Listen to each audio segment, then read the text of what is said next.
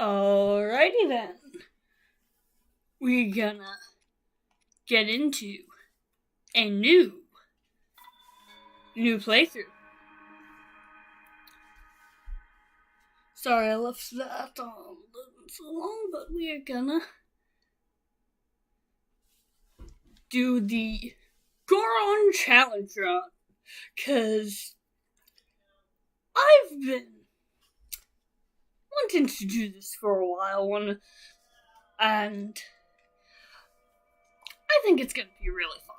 We're only gonna have access to the Goron Weapons and Armor specifically, which means we can use Stone Smashers, Cobble Crushers, the Boulder Breaker, the Drill Shafts, and I'm going to allow use of the Iron Sledgehammers, but that's going to be all of our weapons. And on top of that, we're only going to have the Flamebreaker armor to work with. And we are going to go after every Divine Beast. Because it's the Goron theme run, we're going to be able to have Druk's protection, but I'm not going to use any of the other champion powers. The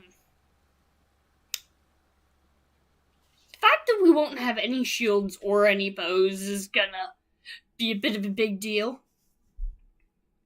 I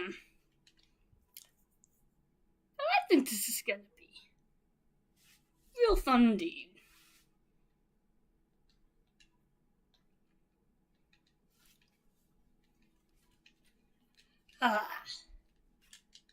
Oh, you can't skip that. I didn't realize you could. Wonder how soon I could have actually pressed that button. Heh.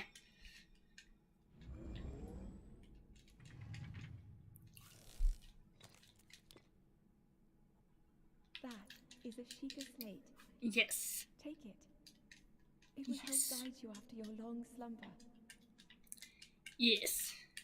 I considered just starting the stream, having already cleared the plateau and such, but our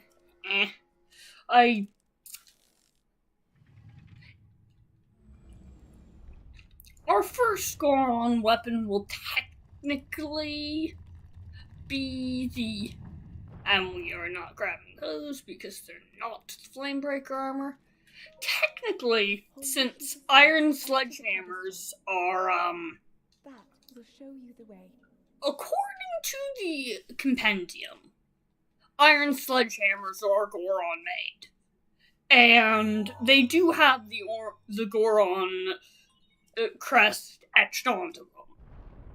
So I'm going to treat them as Goron weapons. And the sledgehammer in the Stasis Shrine is our first weapon. So I figured I may as well just start at the beginning. Link, you are the light. Our light. That must shine upon Hyrule once again. Now go. Yes. Getting a little distracted by cutscenes, but one last challenge run before Tears of the Kingdom comes out is something I was really wanting to do. And that's kind of what this is, because and I've been streaming a bit more sporadically lately, and I want to start doing them a bit more often again. I did have a couple just really busy, high-stress weeks, basically. Or I just did not have the chance to do the weekday streams, but that should, us should already be changing a bit. Probably could have gotten that beetle, but whatever. Let's just get some mushrooms. And we ignore him because he has nothing for us except time-consuming conversation. But we do need to get our butt over to the, we need to get over to the tower for initial activating. Ooh. Temperature resistance is actually gonna be a bit of a big one for this.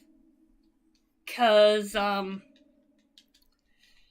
for the point marked on the map. higher tier, cold resistance items are a little bit of a pain to get a hold of sometimes. But I don't think that's gonna be too much of an issue, cause you can buy them from Beetle and such, and like, it won't take that long to pop in that out of meta, and won't need cold resistance for that long anyway. Okay, we just ignore you. There is absolutely no point in collecting the arrows because we're never going to have a bow. Which is a weird sentence to find yourself saying.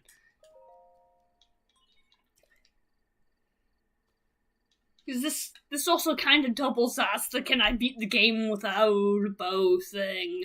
And while I know technically you can't because they make you use the bow for the final hit on Dark Beast, I feel like that doesn't really count too much.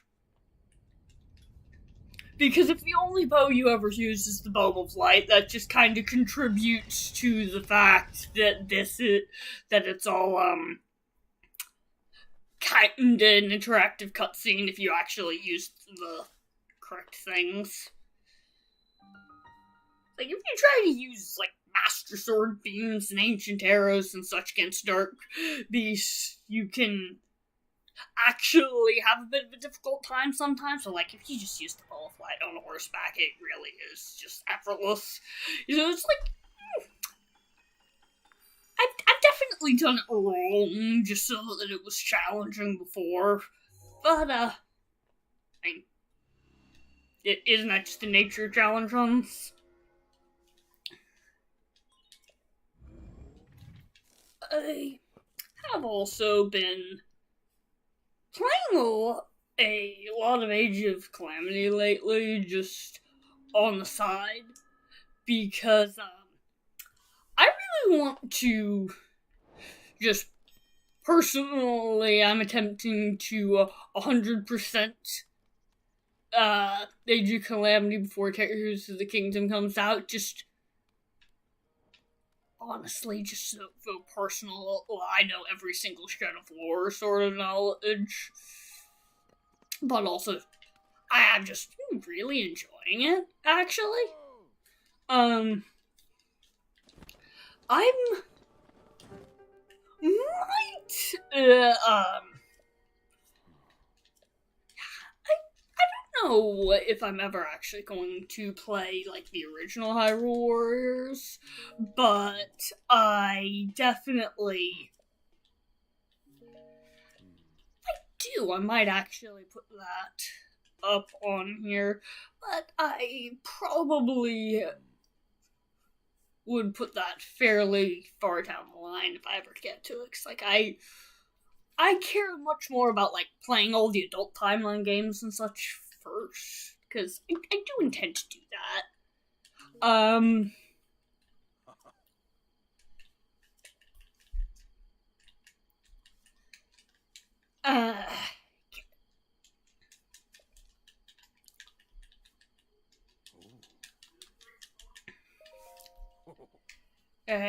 Okay. I'm completely spacing out for a second. Sorry about that. But basically, I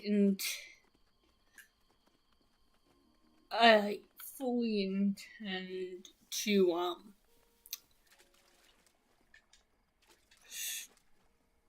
stream more often and try to get this. I want to try to get this challenge run done before the new game comes out. But I have been playing a ton of Age of Calamity, so I'm going to be doing a little bit of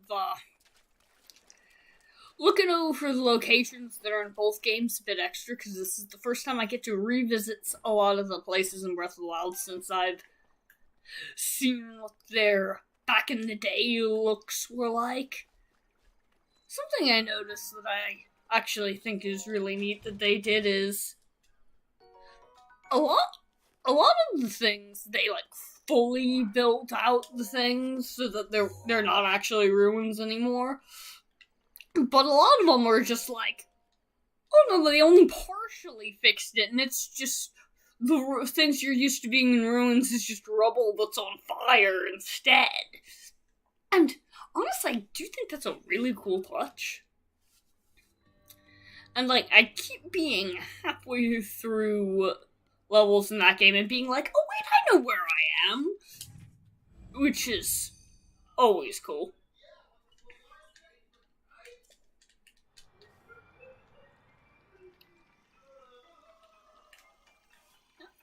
As soon as Tears of the Kingdom comes out, it's probably gonna just instantly take over my life, and there's gonna be quite a lot of streams. And keeping the streams to a reasonable length and making myself take a break is gonna be the main thing that stops me from just spending all day, every day playing it, practically. And I would like to have as much of the Tears of the Kingdom stuff live as possible. Well, and I will, while I haven't been making thumbnails ahead of time so far, I will do so for, the Tears of the Kingdom streams. For, no! I will make thumbnails for the Tears of the Kingdom streams purely because that's the best way to make sure that I don't accidentally put spoilers in them. Cause I don't want to spoiler anyone with my thumbnails, that would be bad. I will try to stay spoiler-free with things as possible. I'm not sure how much non-Tears of the Kingdom content I'll actually make before before it's been out long enough that stops being a problem. But even still, like, titles and thumbnails and stuff, I'll be sure to keep them generic and not spoilery, because that just feels like the polite thing to do at this point.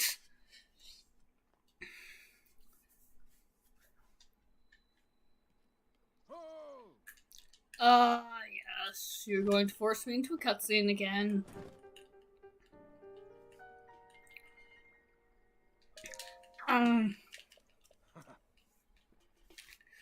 So, once the game's been out for a bit and the initial hype wears off a little, I would like to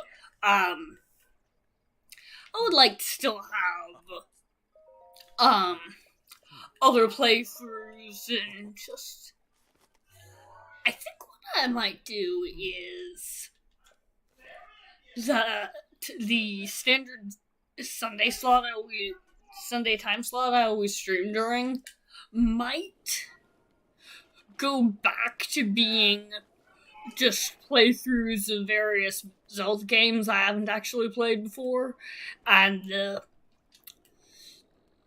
Tears of the Kingdom ones just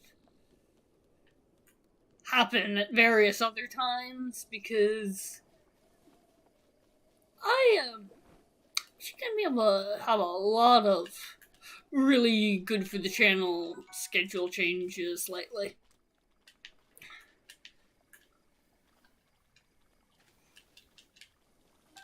Frog. Probably didn't need that, but I wanted it. Okay, right. We need to go toward the bombs now. Yeah, I probably could have hand waved Plateau, but yeah. May as well do the whole thing live. Be over this way. I am just beyond hyped for Tears of the Kingdom, though. Like, all the things we've seen in, like, the trailers and the demo and such, I cannot wait to experience that stuff. It's like, the cave. There's the caves, but there's also the new mobs and the crafting system. Oh, that crafting system. That is going to be just so fun. And I think one of my favorite part is already the fact that it actually makes active use of all the random monster parts and stuff you didn't used to use for anything, like all the extra key size and stuff. It's like, oh, you're making these useful? Yes! Perfect, amazing.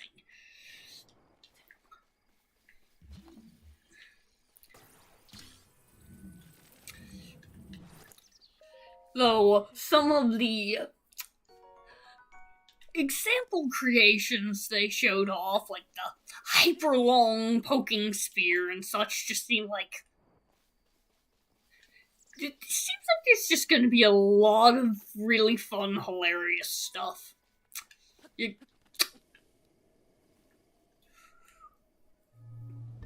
And the things like, oh yes, they're just going to hit someone with a door or something. You can actually do that.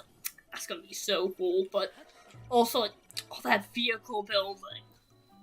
Oh yes. This version of Link gets to become the tinkerer, the builder. I love it.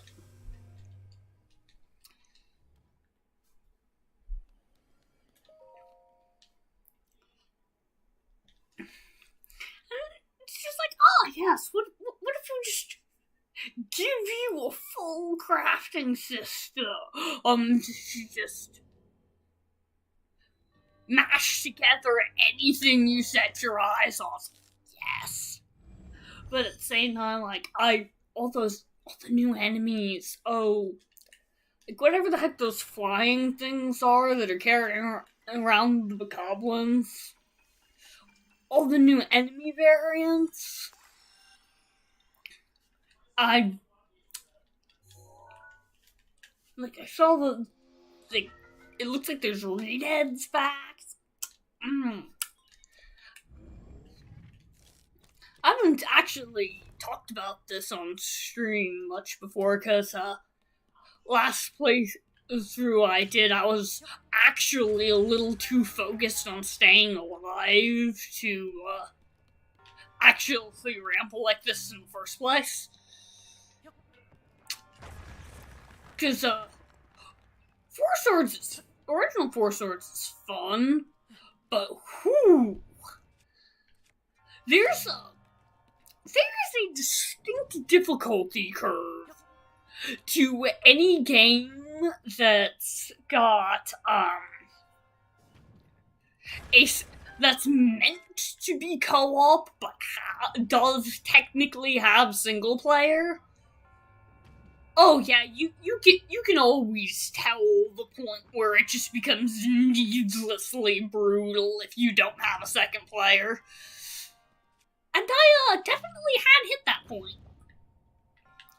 I do want to figure out if I do want to figure out how to get a second player on to actually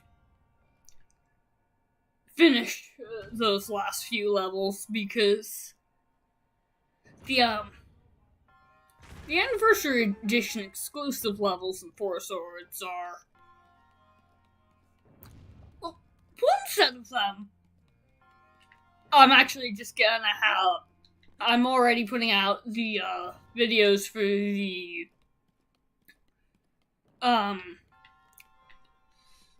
yeah, I am already putting out the videos that go with the Realm of Memories that are all like reskins in different art styles, like the Hero's Trial ones. Like, I wanted to properly showcase those other exclusive levels, but like they swarm you, and I like actually had a hard enough time staying alive that I'm not actually gonna be able to properly showcase them unless I figure out if I can actually manage to make a second player actually work, because playing DSI game is difficult to pull off on stream. I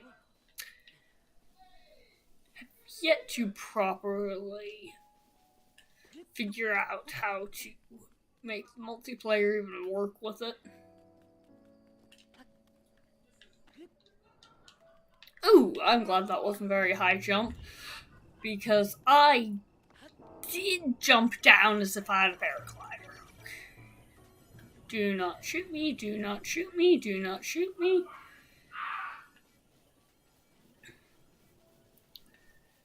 Okay. So we just need now to get over to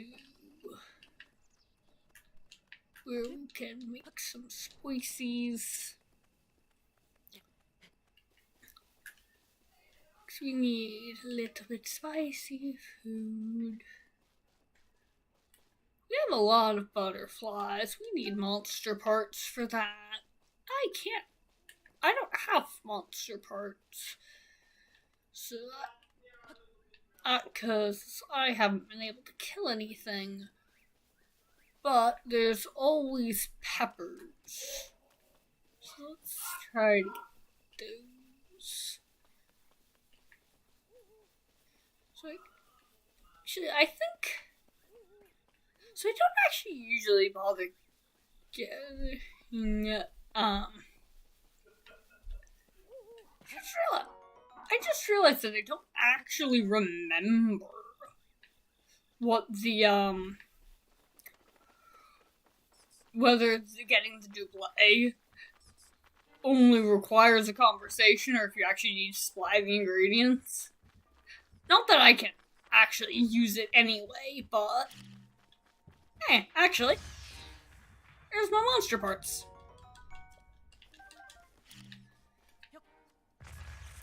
Oh, that one ran away? Coward.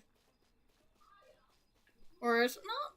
Because I wanted to use the old man's cooking pot, and I thought I would need to go over and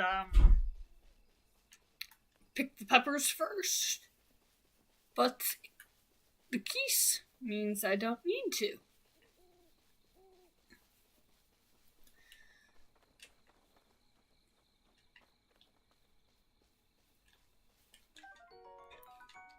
Yes. Shrooms. Oh, I forgot those were in here. So I truly didn't actually need to go that far. But that's fine, because going that far is how I found the keys. Save in case I accidentally make a dubious food. Though I don't think that's very likely to happen. How much does this last for? Nice! Okay. Let's make 2 of those.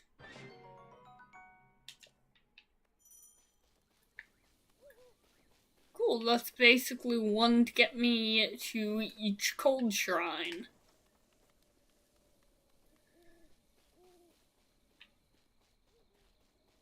I could just climb up to the stasis. I usually actually just get to the stasis shrine through the snow. But I think I might actually climb for once. Just because I'm already so close to the base of the correct cliff. May as well. Missed. Timber. What?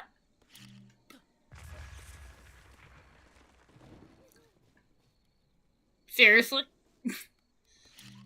Okay.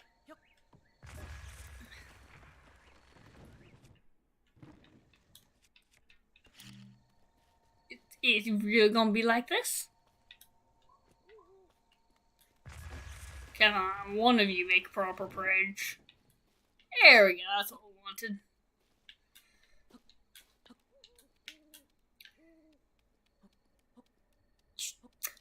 The walking across the log animation is really hard to see any other time in the game, because you just don't walk on logs very often.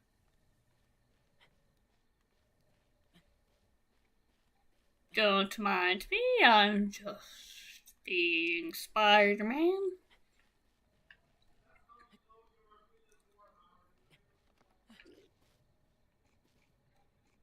This level of grip strength really is just ridiculous. The shrooms all that. It's actually been a really long time since I've taken this path.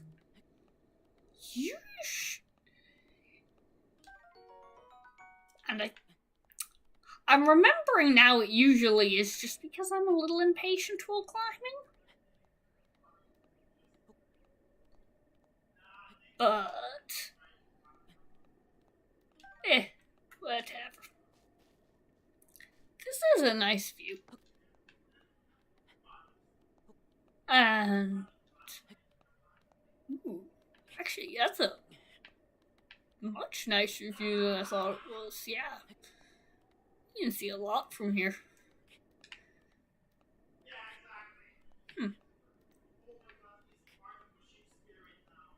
Oh, I'm going to fall on, aren't I? No, I have enough stamina.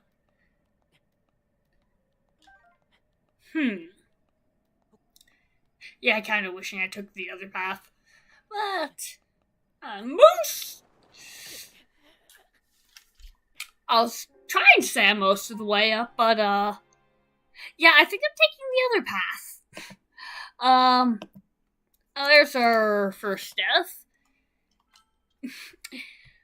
Oop. Oh well.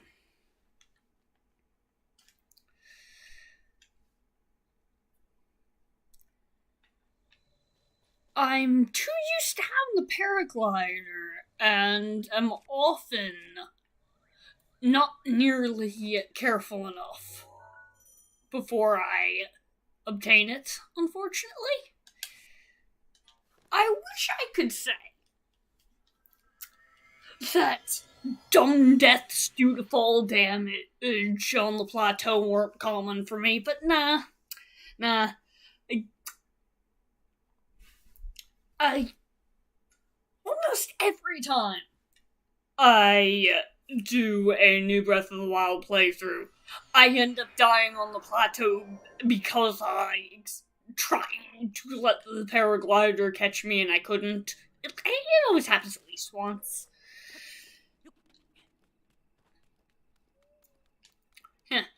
During the Lionel run, it actually happened like 3 times, but That was a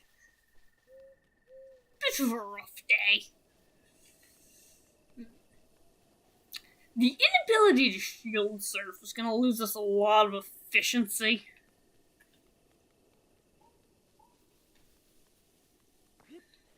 And you need I never got good at it, but you need a bow to wind bomb, so I can't even try that either. So we're gonna be doing a lot of things the long way. I want this Korok on the way to the snow,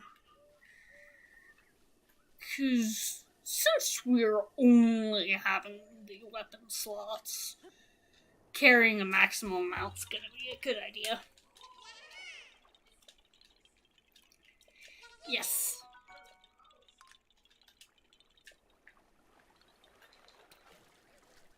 Like, I figured starting with the plateau and then just going to travel a bit. Like, because if I started with leaving the plateau, I would... Because even though it might have made sense to just start the playthrough and, like, with me getting the paraglide, it's like... No, because I wouldn't get my first weapon yet.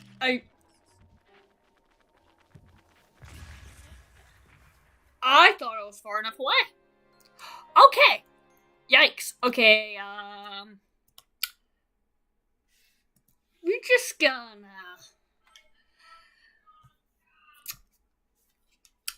be more careful. I love how I swear sometimes the hints do throw a bit of shade, because, like, it's I swear they do actually have something to do with the way in which you died fairly often, but at the same time being like, oh, yes, equip armor or fall damage exists, when it's just like,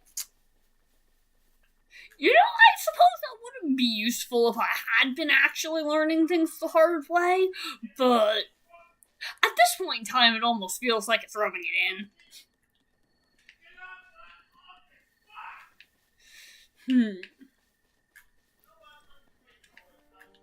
You have parts to scavenge? You do. They always do. I don't know why I want this so much, but they sell well. That's probably the best use for them. Yes, path up to the snow this way. Now, I definitely don't know any of the speedrunner routes, not really, so this isn't... Any playthrough of mine is very likely to be quite inefficient in travel, but whatever. We just here to have fun anyway, and if there's a long travel time between the, there is a long travel time between difficult places where I keep dying. That works out fine. Let's just drink the spicy. Oh!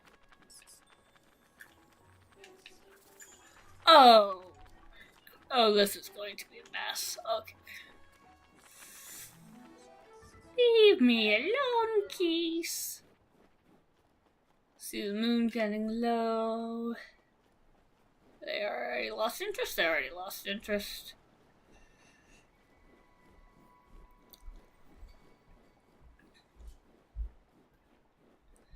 Gonna get so frostbitten. Must be such a bad... So I wonder sometimes just how the heck the elixirs work. 'Cause, like,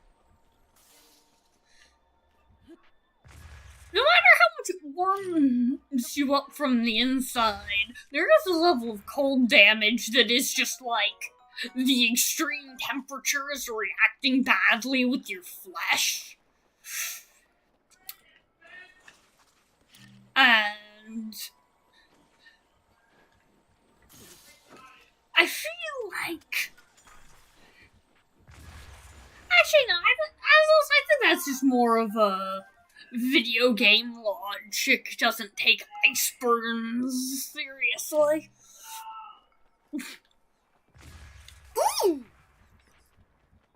Really? Missed one?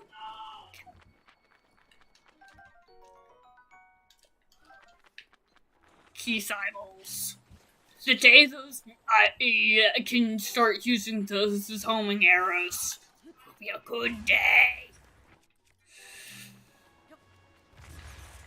Ah!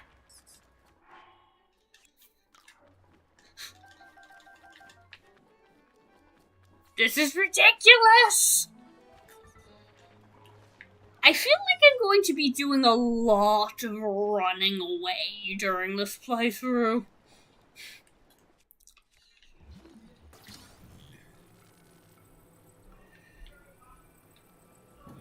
Because I'm simply not going to have enough total weapons to fight even remotely everything I come across.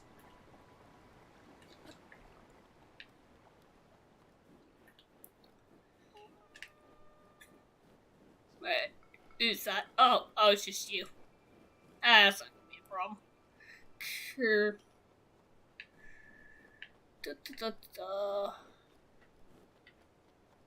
What? This ledge? Eh. This does just spiral up, doesn't it?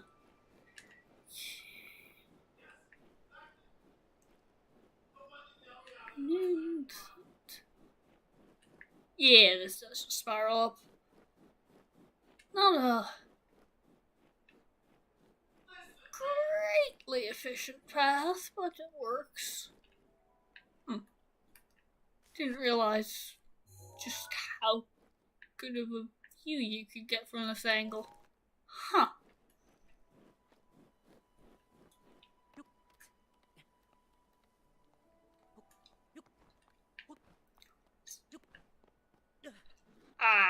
I was hoping I could make that. Don't have enough stamina yet, and it's not quite as ledgy as I thought it was. Maybe this one? Yeah.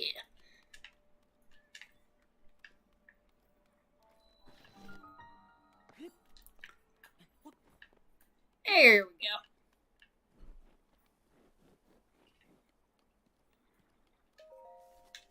Shrine 3.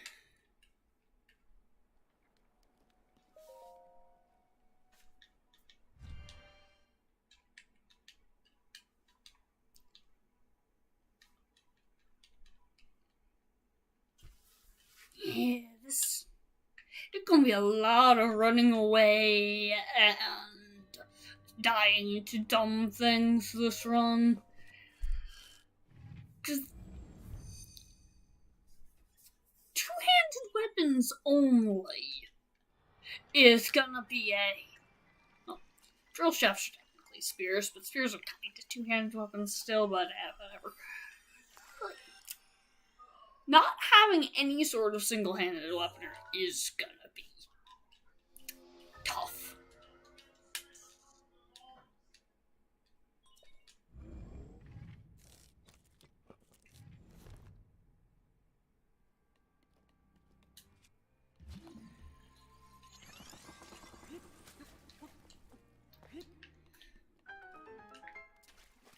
Yes.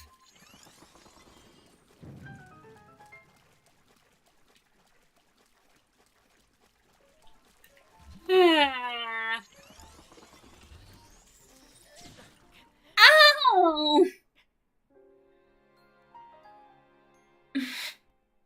Oh no. Kinda wonder if I should have done the stasis one first just so that I'd have a weapon. Oh well.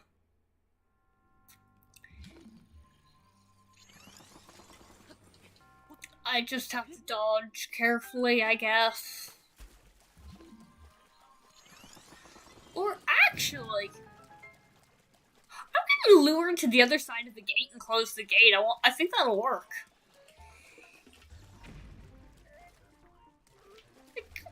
Come on. Come at me. Come around the corner. I want to lock you on the other side of the gate. Come on. Come on, actually approach.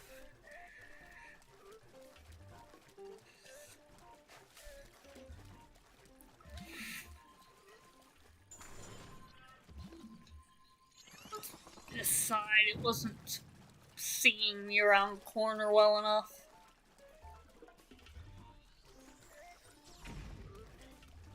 Alright, come on, lure through the... Oh, come on, does it really not have any willingness to?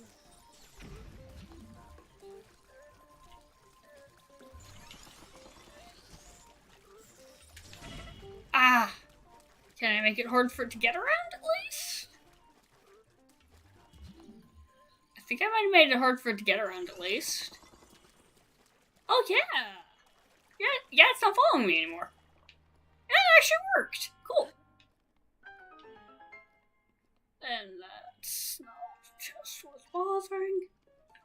Haha! I have successfully avoided it.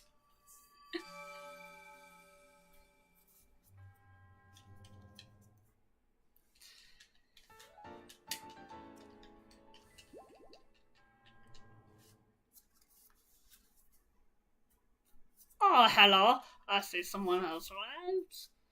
Yes. We just got third shrine on the plateau. And head over to Stasis next. That has our first usable weapon because iron sledgehammers are indeed Goron made. And this would be an entire challenge level more difficult if I didn't consider them Goron made, and frankly, I don't think the level to which there would be. So, iron sledgehammers are the only Goron weapon that you can actually find outside of Elden anyway. And having some before we get to the volcano will actually, make everything noticeably more interesting.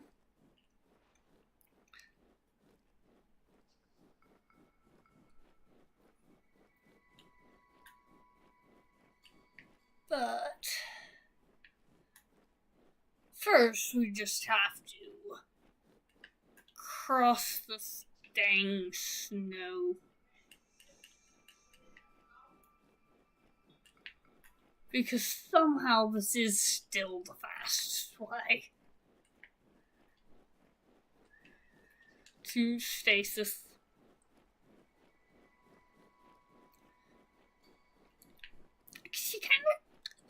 There's kind of no short way.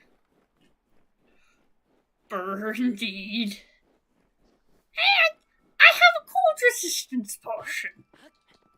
I am being kept magically warm. These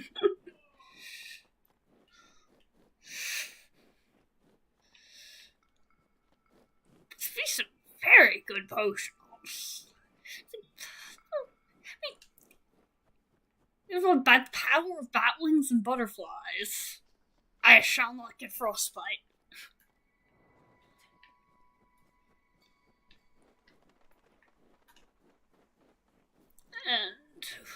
And not having a bow. Didn't think about just how much not having a bow would make hunting for food a little more difficult. I need to go a little further. This ridge? I'm like right next to it. It gotta be. Right where Where be the shrine? It's not quite the angle I usually approach it from. Where's a safe to drop ledge to? That works. I need to go over to here. Yeah.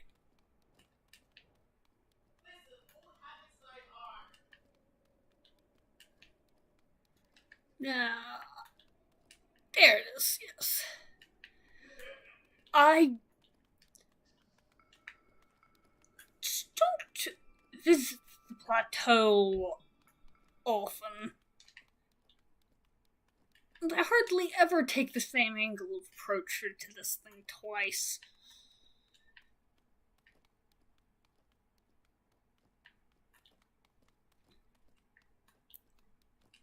Weirdly, I somehow almost always end up at the shrine at night time. Well, a few times that didn't happen.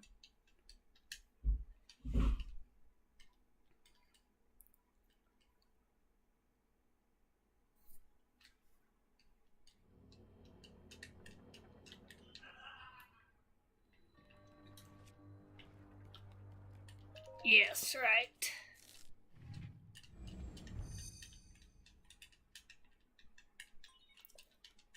This.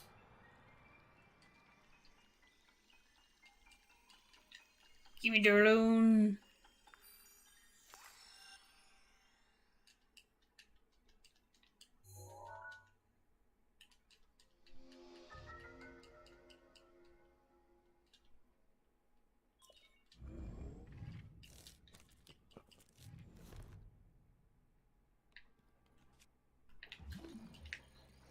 Yes. Just aerial.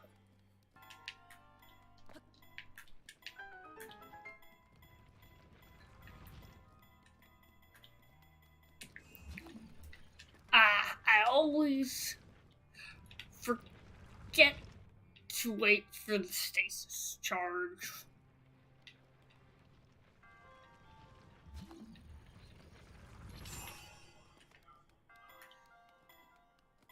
And that's just a weapon and I can't use in that chest, so I'm going to ignore it. Yes.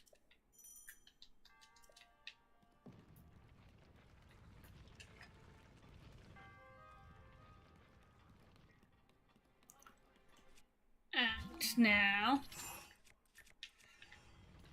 So, I'm actually kind of curious how well this works. Oh. Huh. I kind of figured the bombs would be enough. I guess not.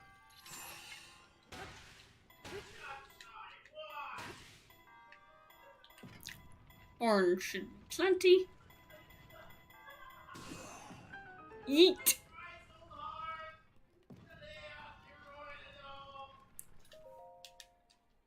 And last spirit orb. And then we need to start. As soon as we get the spirit orb, we can start squiggling our way to Elven.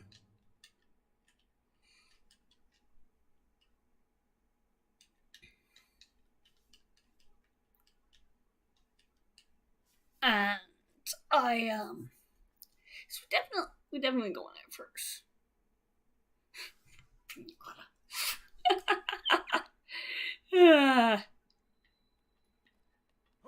Very, very rocky pinatas. Then again, if we're a Goron, there's not a difference between breaking a rock into rubble and a pinata full of candy. So, I suppose, in every sense.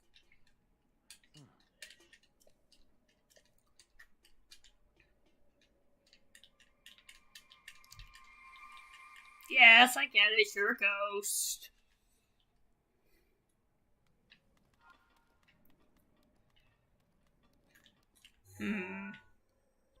Let's just warp back over here. way quicker than climbing down. That's for sure.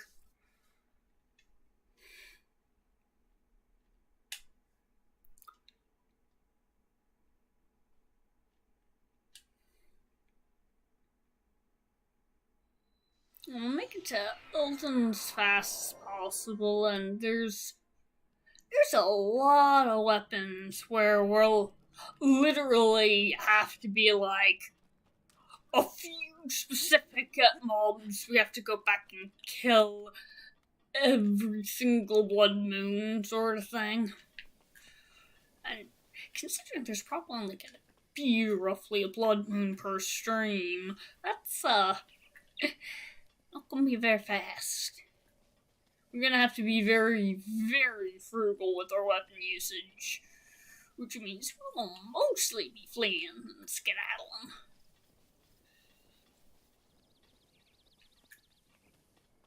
And there's a significant amount of combat in the Rudania quest.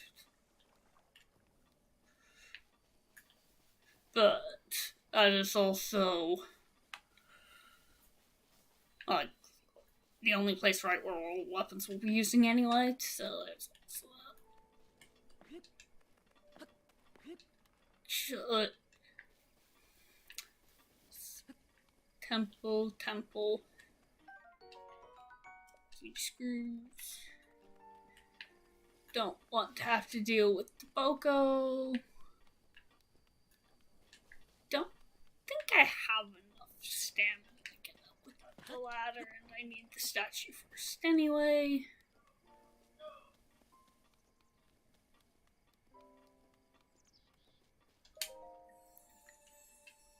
Hello, Hylia. Can I have more stamina, please?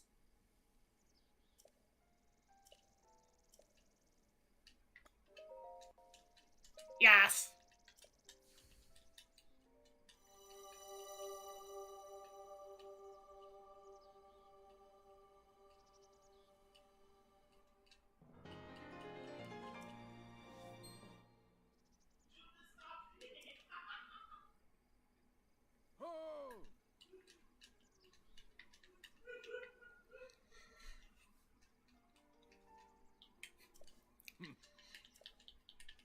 Yeah.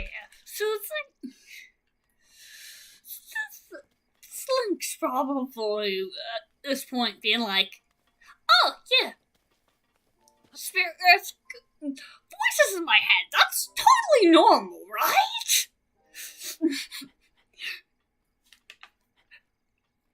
This boy woke up knowing nothing and has had several different disembodied voices speaking to him already.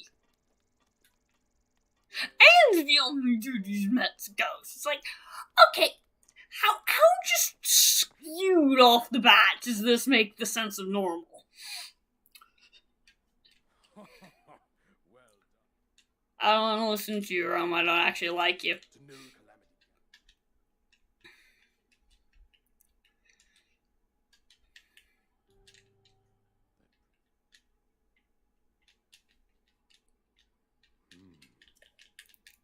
Yeah, give me the glider. Yeah.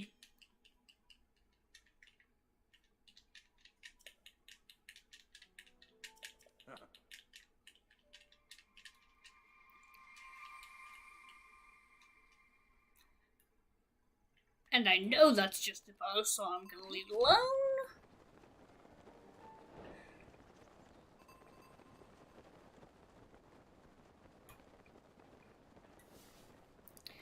Yeah, what we're going to do is head over to. We are actually gonna pass by Kakariko on the way to Eldon, just basically mostly just so that we can, we want to be able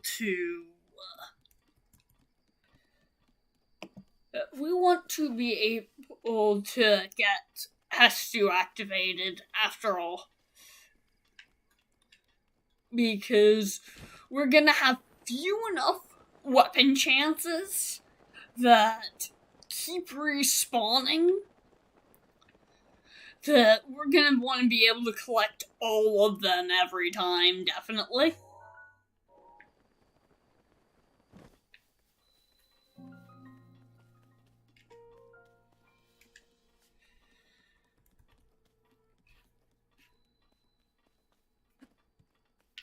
Let's see what's in here. Anything good? Ooh, actually, that is good, because we will have to buy the Flamebreaker armor after all, and that's not necessarily cheap. I forget quite how much it costs, but yeah, it is a significant amount of rupees we'll be wanting to drop immediately. So any gemstones we can get are very good. We also do need a horse. So definitely be keeping an eye out for that. But that's probably just first good Boko to steal one from, sort of thing. 'Cause without ice arrows, it's really hard to get a hold of a high tier horse. Or at least any of the ways that I'm good at catching them.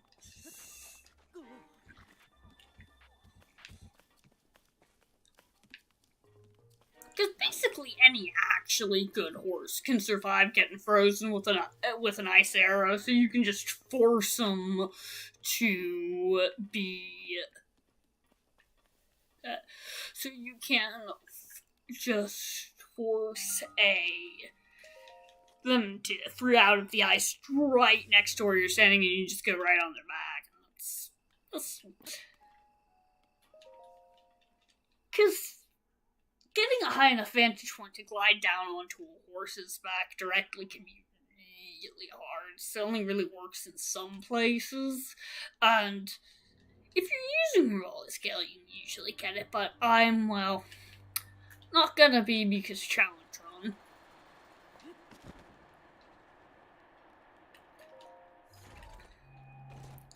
I know this is an easy shrine for an easy spirit orb, so I'm just doing it real quick.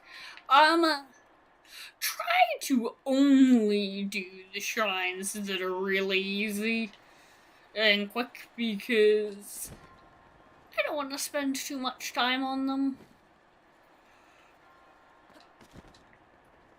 And I know that extra chest is just a weapon, so... yeah.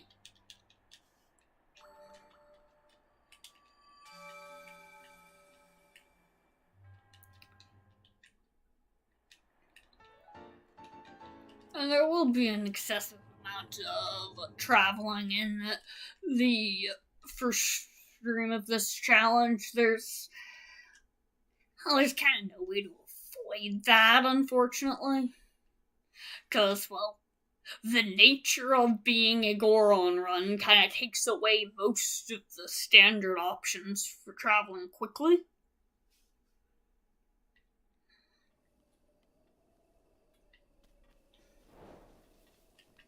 Yeah, those gonna start flashing by now. Oh, look at all those banner words that are gonna be decorating the screen for an extended time. I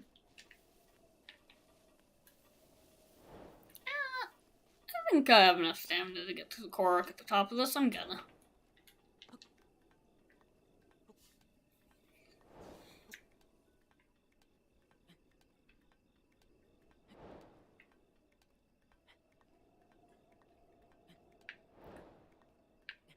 Yeah.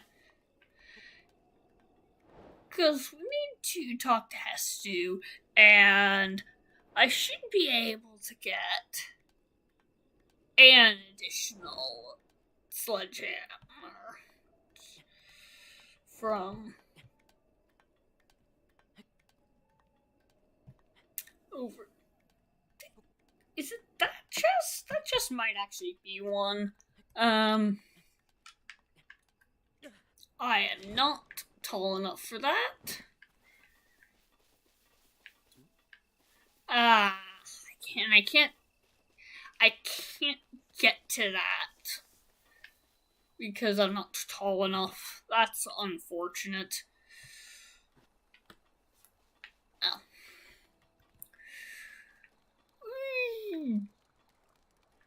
We're going to activate has to do on the way to Elton anyway, so Kakariko bound.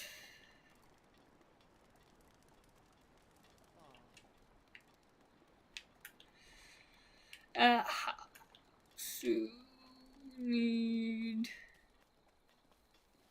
tower activation while we're at it, honestly. Which, and I think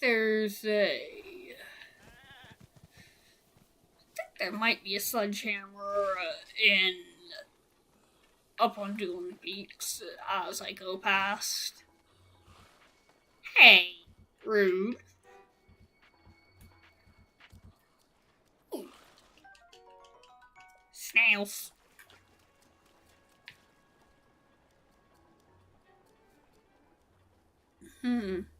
Just gonna sneak around that guy.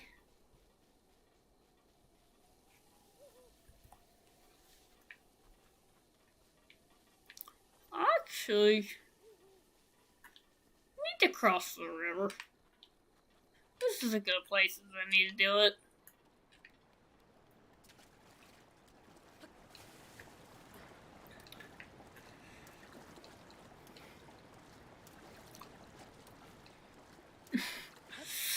Oh! Obviously! Infinitely big magical storage pouch. There's a little bag hanging from the belt. If you look closely during the animation as you pick things up, you can actually see it get placed in the little pocket. I am getting shot at though. Opera, why?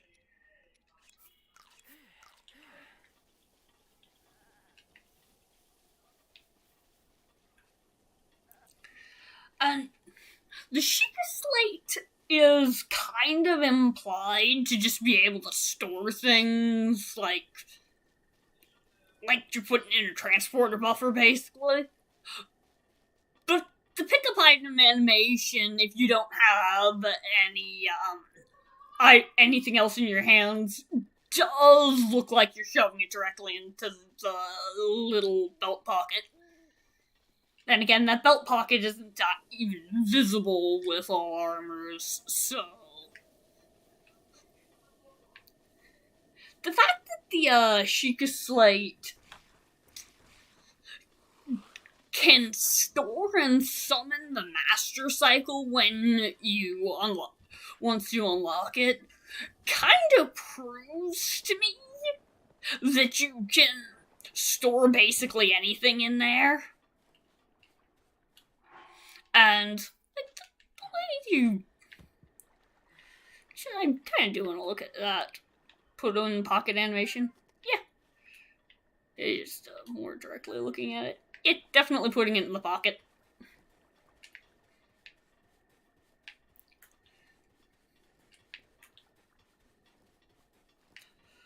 But exactly how the storage works is hard to say, because basically the infinite bag is ever present, but the way that they make the inventory interface look like the Sheikah Slate is like, I know it's a pretty common headcanon to think that, like, actually, no, the interface on the actual slate does indeed look like that, and you are storing things. Oh, that's useless. Because you already have transporter tech built into this thing. So that is probably how it works. They go so far to go out of their way to make all the menus look like they're part of the Sheikah slate. That probably is what the inventory on the... I would feel fairly confident in saying that there is indeed an itemized list of everything that's inside the bag of holding if you look at the Sheikah slate screen. Like, I'd be very confident in saying that. They don't directly confirm that because, well, video game inventories are video game inventories, but, like, I mean, you have established transporter tech, so it's like storage space becomes very easy to explain, especially when lots of forms of picking up and putting down large objects use the same particle effect.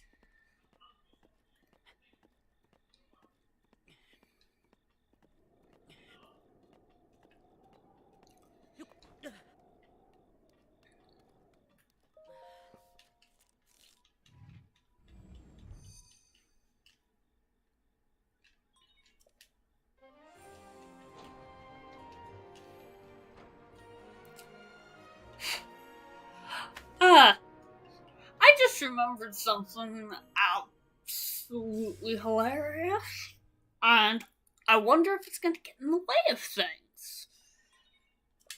I don't think he does it till he's actually in the Korok Forest, but if I'm wrong about that, this is going to be real funny. Because Hestu literally, if you don't have any clothes or armor on, he will actually be too busy laughing about the fact that you're naked to actually do a business transaction. It kind of makes you put armor on, which is so damn funny. But it does also force you to look at things sometimes. I don't think he does that until he's actually in the forest, though. I do not need the shrine sensor on. Turn that off. Wait, did I just accidentally place a stamp? Yeah, no, I did not touch it.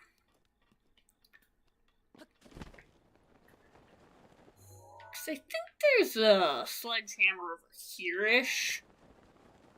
So I am going to pass through that way.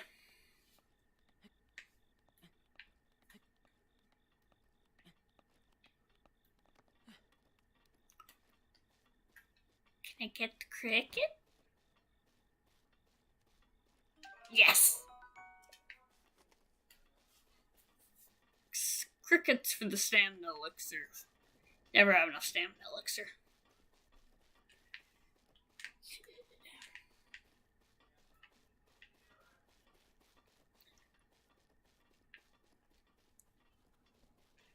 Ooh. Since I can get them all with one swing. That's gonna be good for money.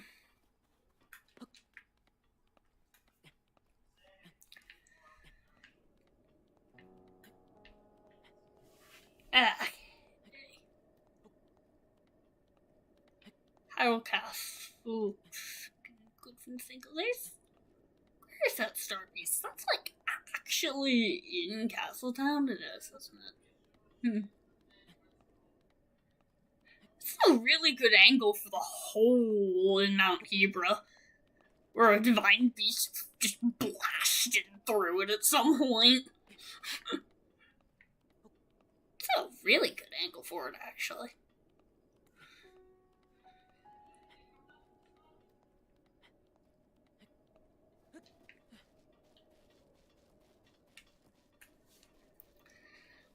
Okay, so... that is way up. Oh well. We want a second sledgehammer so that we can actually not be precariously only having one weapon this whole time. Because that feels dangerous and a little foolish.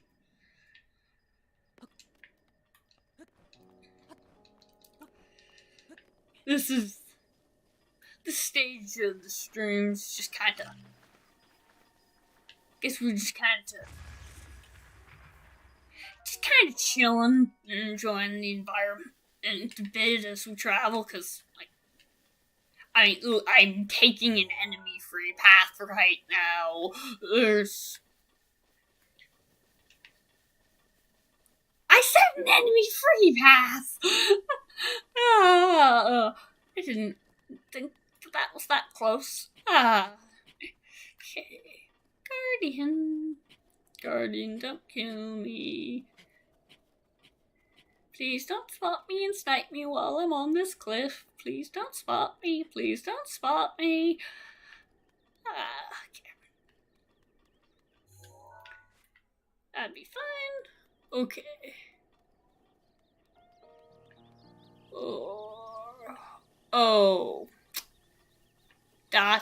If that's the sledgehammer chest, I can't actually. So I remember there being one over here, but if it's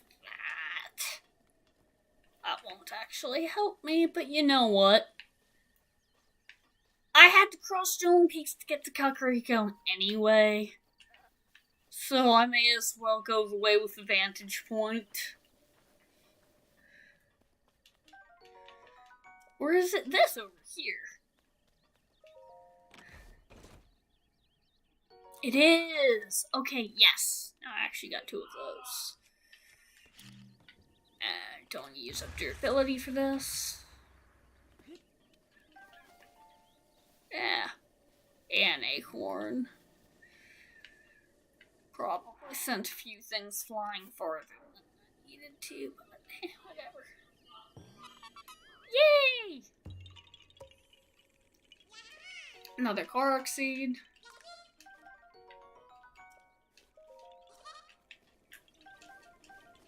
Got some Sophinos.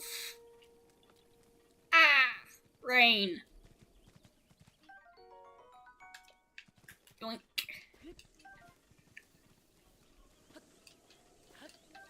Okay.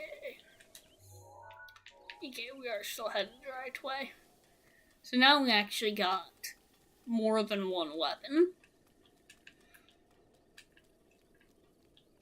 Very good for us. Now we just need to get rested away to Kakariko, which requires we go over here. Yes. Yes, this be the right way.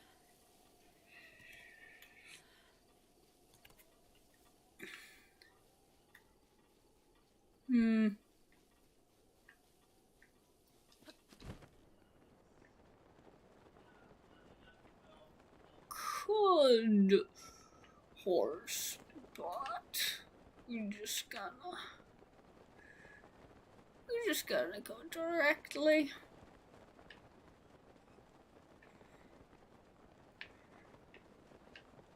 Because if we can't get to Kakariko directly, why the heck not? We can probably land pretty close to Hestu even.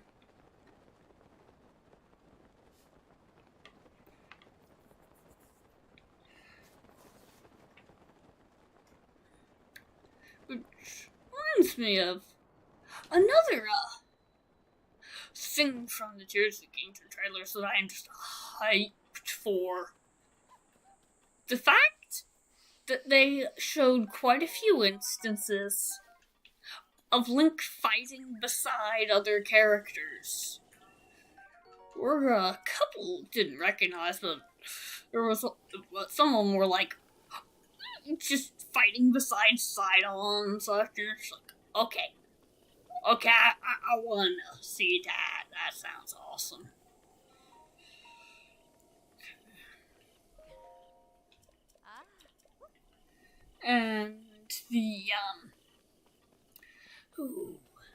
and I cannot wait to find out what the heck's actually up with the Zonai. Because I think we've all wanted to know what the heck was up with the Zonai for quite a long time, and I can just tell it's going to be even better than you'd expected. I has to.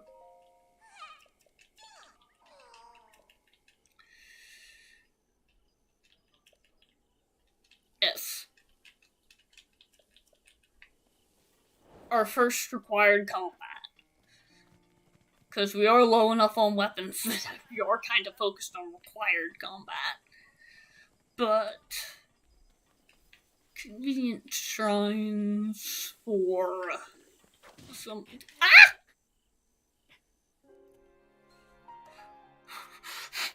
Okay.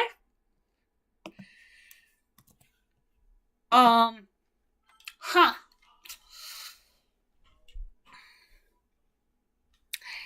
Okay. Yeah, that's... Try that again.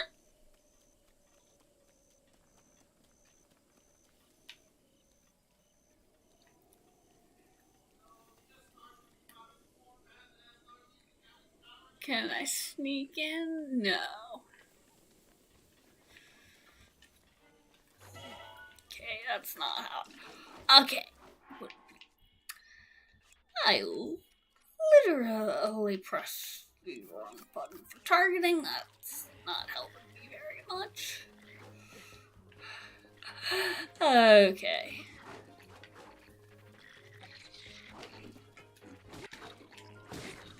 Ah! Nope. Okay. This is...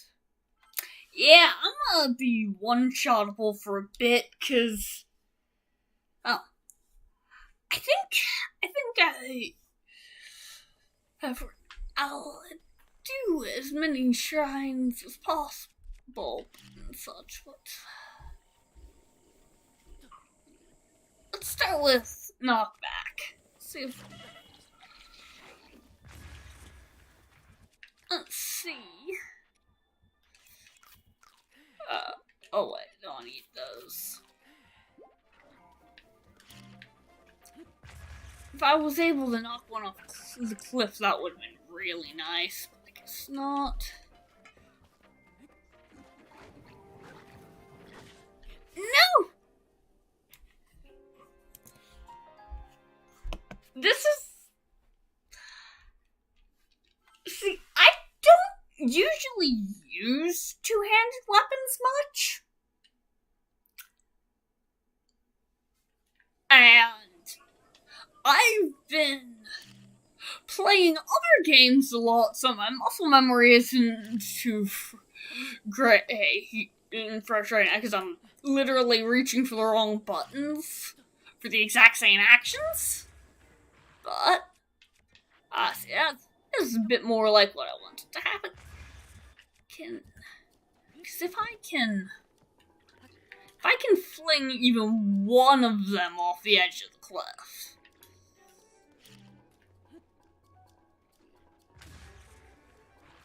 Yeah, like that. There's one of them gone.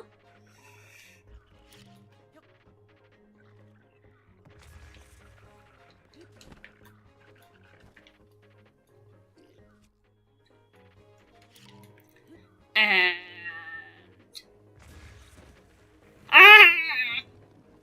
That'll give me a clearer shot for the next one. In the meantime... Yeah.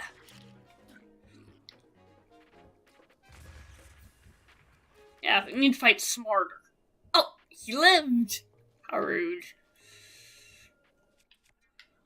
Well, we'll be regenning for a bit. Yeah, get closer to the edge.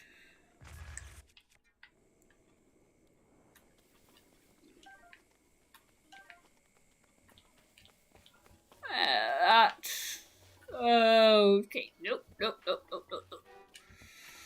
Actually, I got one of them dead, so I'm going to save so that it remembers if I die. Which it did, because...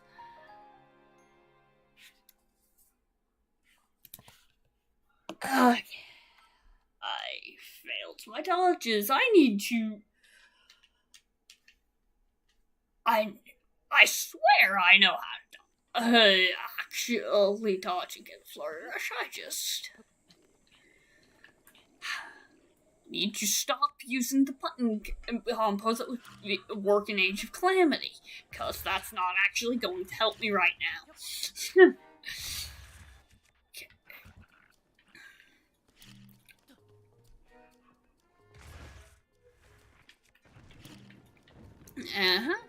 And...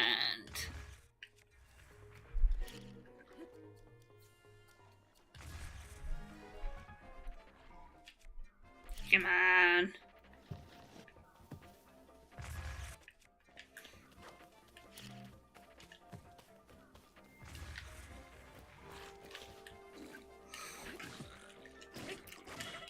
Ah!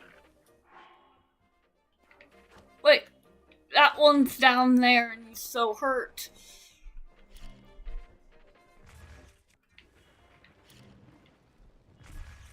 Ah.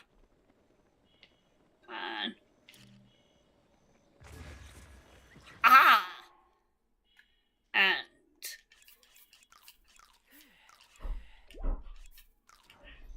because it seems like I can survive a hit from one of them if I do it carefully.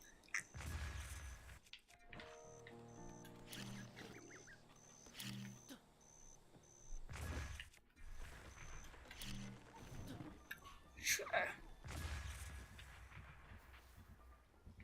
And that one's dead.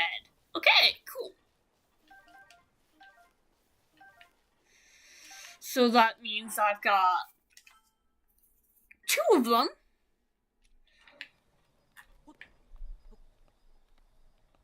Oh, please do not start raining. Yes, eat them dead indeed. Oh, I hope it doesn't start raining. I will have a very hard time getting back up this cliff if it starts raining. Okay.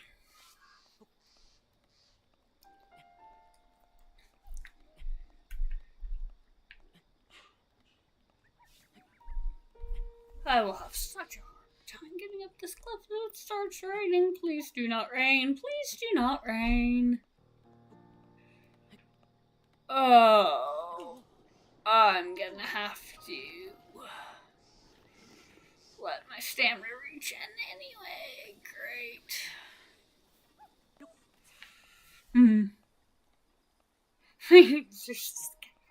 Yeah.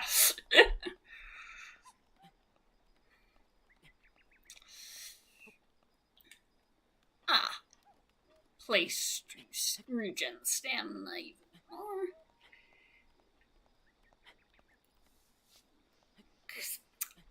Thing is, if it starts raining, I might literally have to reset the save so that I can climb cliff faster, or literally teleport and get back over here the long way, and that was... either one of those would kind of suck to have to do. So... let's just hope that the sky stays dry just long enough to get back up onto the ledge where I need to be. But this weather is very threatening. And that guy has spotted me.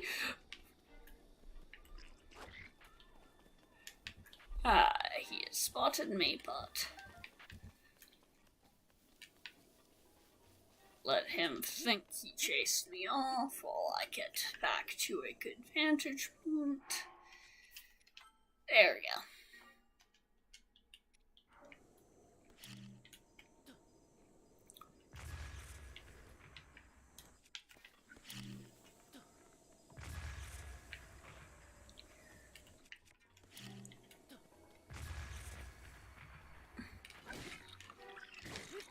Yeet! There we go. There we go. It took a while for him to register as dead. But we got the maracas.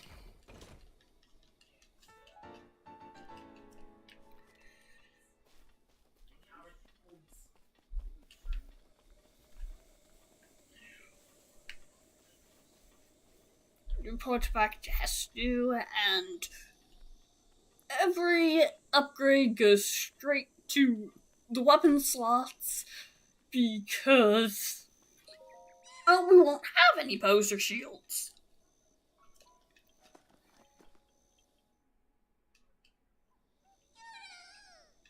Yes.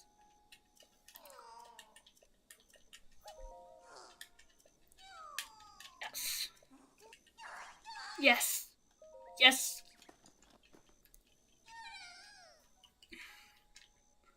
Oh, do we need a third one?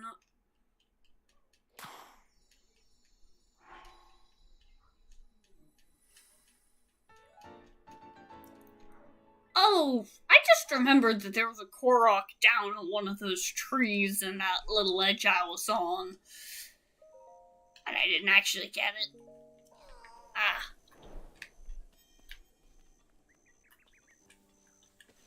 Oh well. So...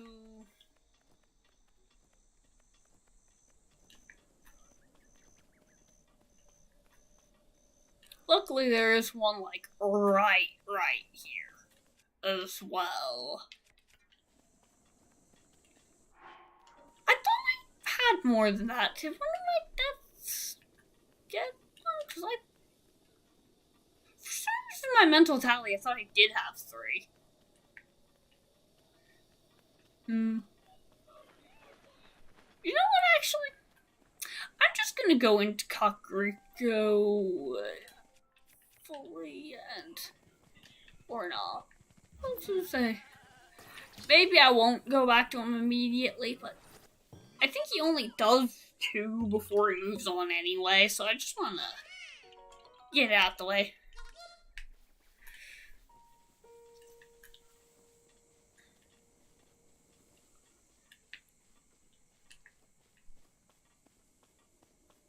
Yeah, them clouds really rolling in. I'm actually wondering just how long that rain gonna take. Nice and bright out, says the NPC. Lies.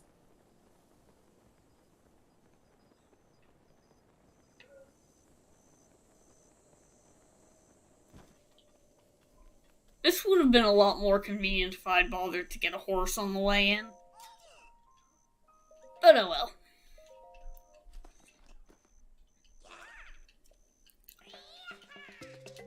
Now that I know how much combat magic this guy's capable of,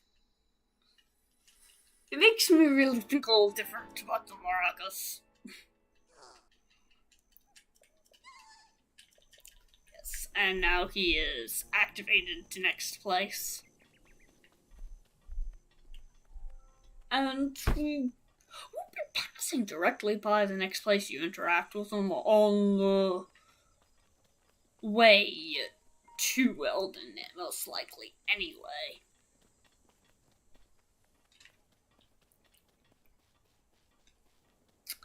I think the main goal of this first stream is just getting to Elden, damn near.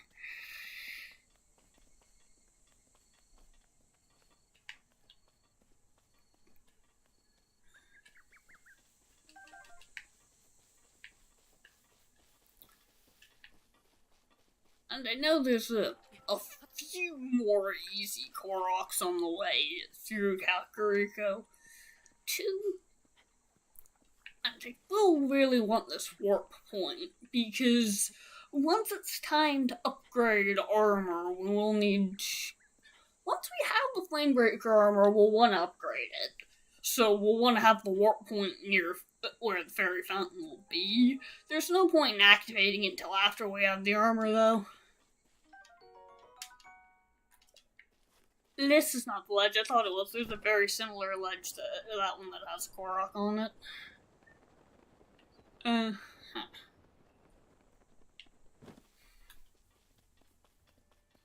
Oh, gonna have to pass by a couple of these Koroks simply because they require you to fire an arrow, though. And we can't actually do this shrine. We have to just get the teleport point and go. Because,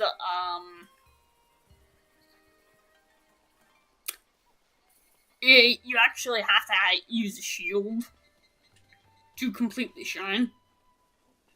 So that's actually useless for me.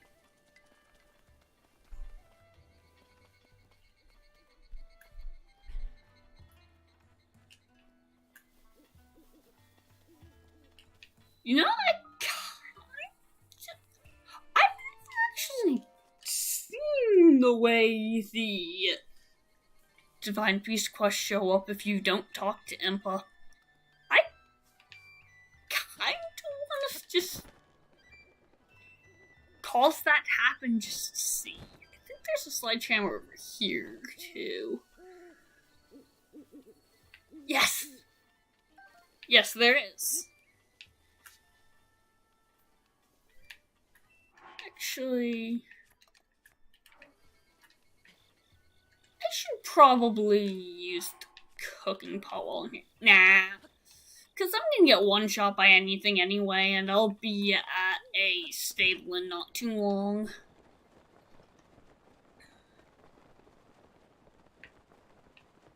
Next, let's just... this shrine. And a lot of the shrines will be... a lot of the shrines I might leave almost immediately and not actually do them, because I don't know which are which until I step inside for most of them still, but I don't want to do any of the long annoying ones. I'm just gonna grab the easy spirit orbs, you know? Do not stab me.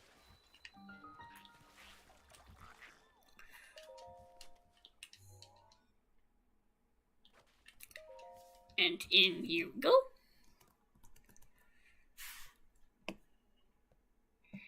Yeah.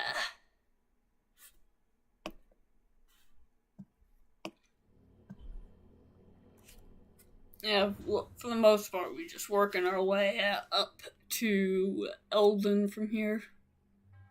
Oh, it's this one.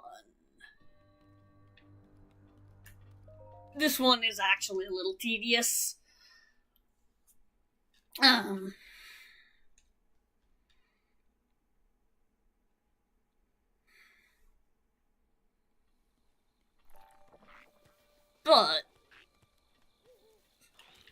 that is going to be a really nice work point when we head back over to get Ruta.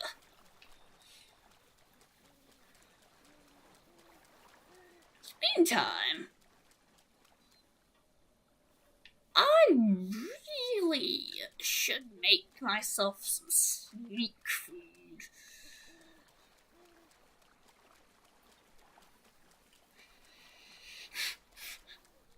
Finds this tooth required. Yeah. Oh, I can be wise into the shrine, yeah. Not allowed. Ooh, Quark! Hi.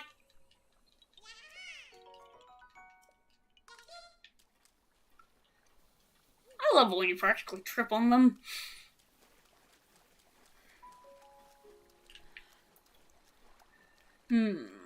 I see horses, but... oh. Don't want to fight a wizard without arrows. Definitely just going to avoid that. Okay. Ah! I actually can't take a second hit like that, so...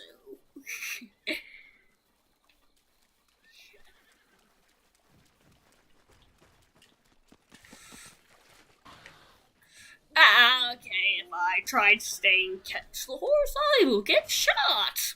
Lovely. I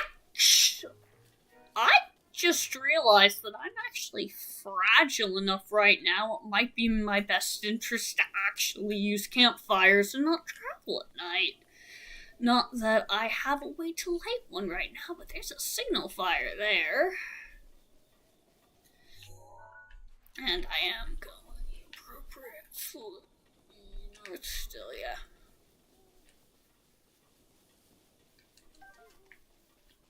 Because I don't want to deal with the skellies.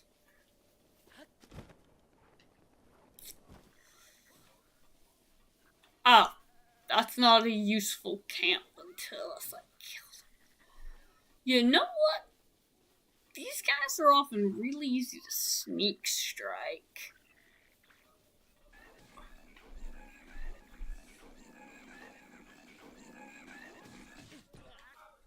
Are you kidding me? I tried to sneak strike him and he was flailing too much up over his shoulder. Okay, and now, the spinning! The spinning has killed me.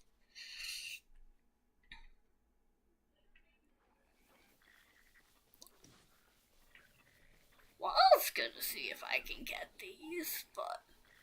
yeah, cause... you know what?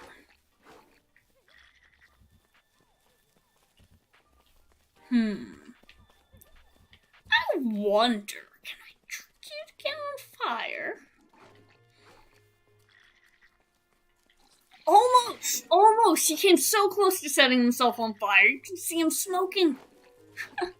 If I had stasis. I don't think this is actually a particularly safe fight to be in, though. Because I only have 2 sledgehammers, and I kinda don't want to use them up on them. Because if I had gotten the sneak strike, I would have been able to, make proper use of the cooking pot and stuff. But once I lost the elements of surprise, I couldn't afford the weapon damage anymore. The durability, I should say.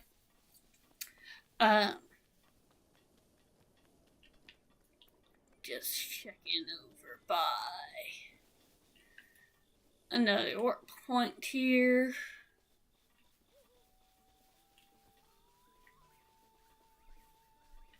This might be a shrine worth actually doing so that we're less squishy. Oh, hi, Cass.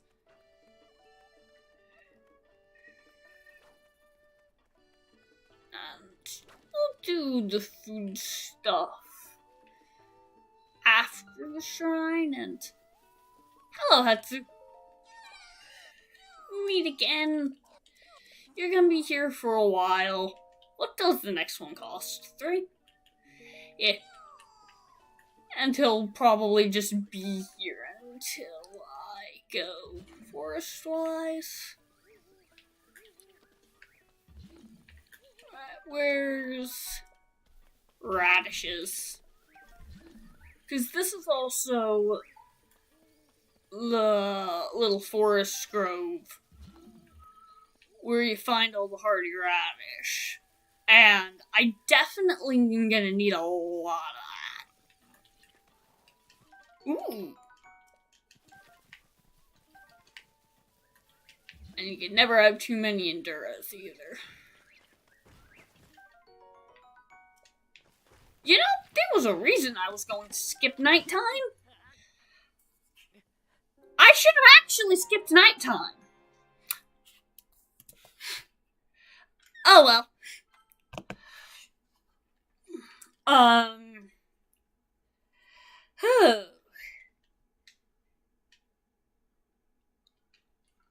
keep doing this thing where I'm recognizing the way I'm putting myself in a vulnerable position and not actually doing anything about it.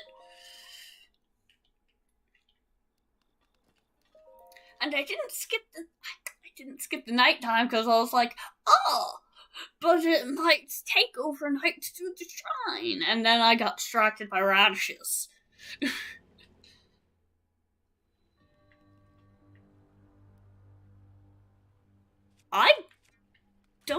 which one this is. Hmm.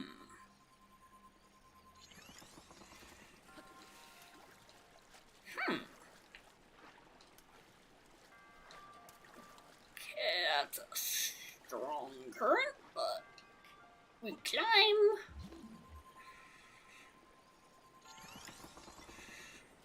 Da. There we go.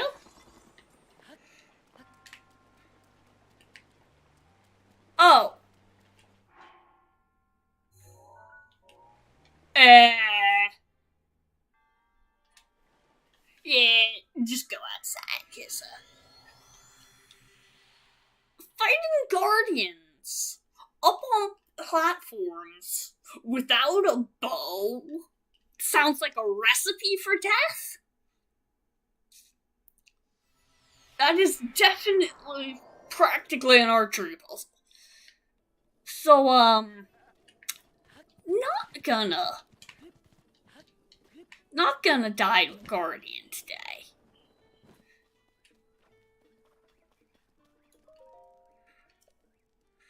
Going to be smart noodle. Get rid of the skeletons. And then gather the rest of the radishes.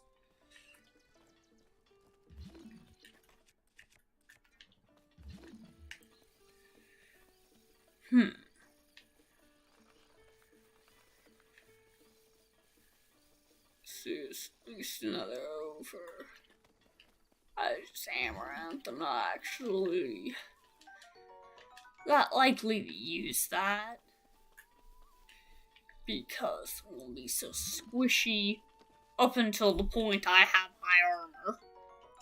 And I'm probably likely to use attack or speed boosts more than defense ones, honestly. Because when you're low, I did not mean to hit that. Whatever. When you are low on weapons, DPS from attack ups are incredibly valuable. But as we learned in the Lionel run, nothing is as valuable as temporary hearts. So we just learned to really love Radish Forest.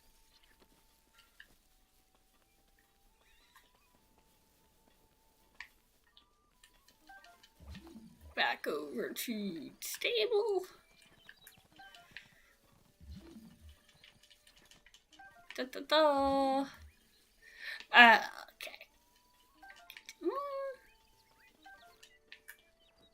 Yeah, now we got supplies.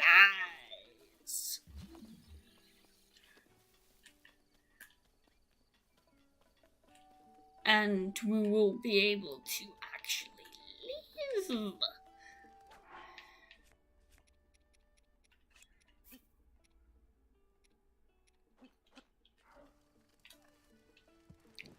Oh no! Don't want them on fire, that would be bad. Cook those. Yes. Plus 11? That's a... Ooh, yeah. That's nice. But slightly better than that. We can... Yeah, plus 14. And...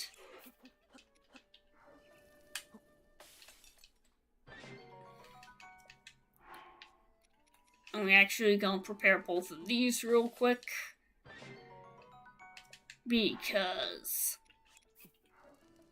Enduros are just so good. And I should do it. Let's save and further volcano words.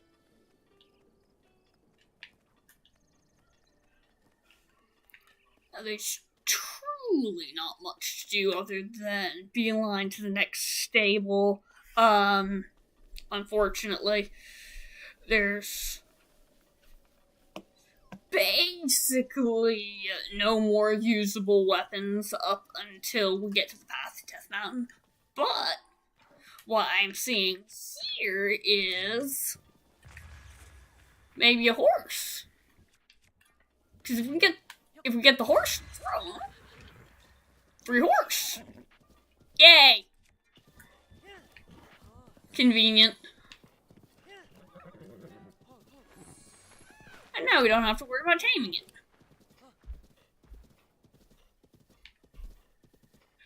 That said, I'm literally gonna try to get the other guy's horse to throw him too so I can compare, because that horse steers like a boat.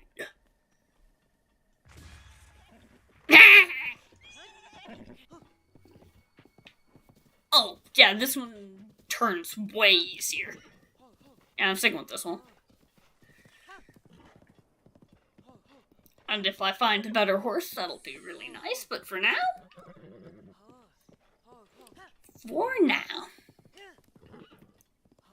we get faster to the next stable. And the next stable is close enough to Elven that we can buy some fireproof elixirs. This horse does not like me very much yet. Unsurprising, but mildly annoying.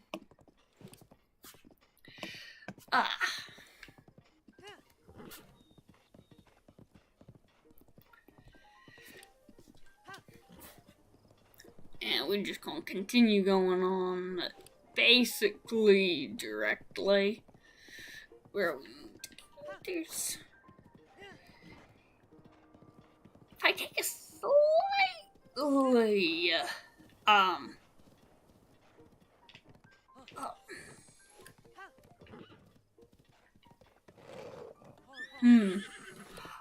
I was thinking a pathfinding thing, and I'm realizing that I probably need to be on the other side of this river. Oh yeah, there's the bridge right there. I just lost the path. Considering how much the horse auto follows the paths look ridiculous, I managed to do that quickly, but oh well.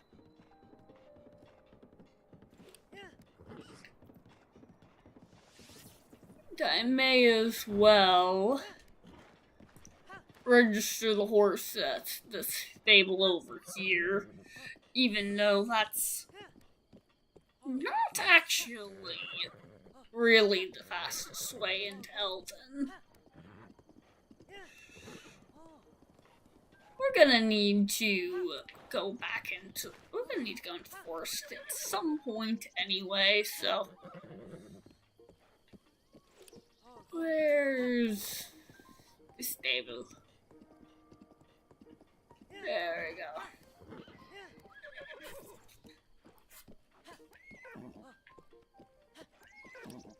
This horse is very grumpy about all this. But hey, I did steal it, so I wouldn't expect it to be very pleased. Oh, you're here too. I asked you.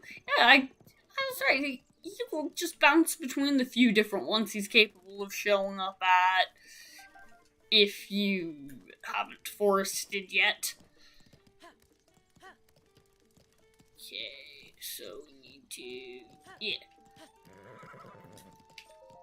There we go. Yes, I know about the horse things.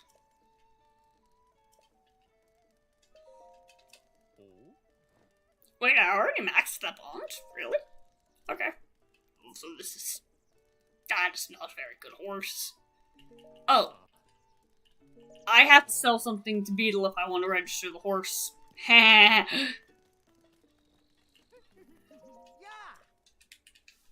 Hello, Beetle. I'd like to sell you something. Look what I've got. Which rock will be easily worth something? You know what? I'll just give you one of these and be done with it. Yeah. Because I do want to register my horse.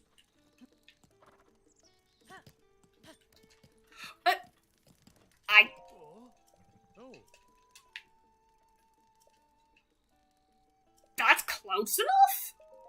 Huh.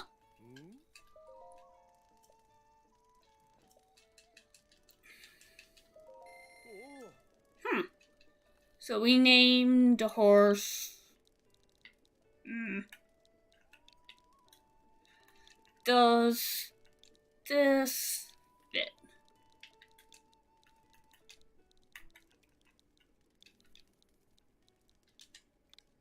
Yes. Nah.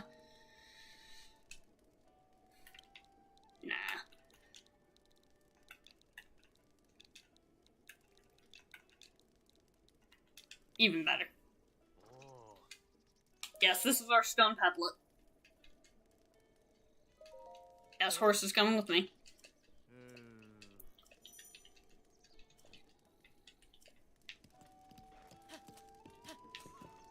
Horse can't help us on the volcano, obviously, but it can help us everywhere else.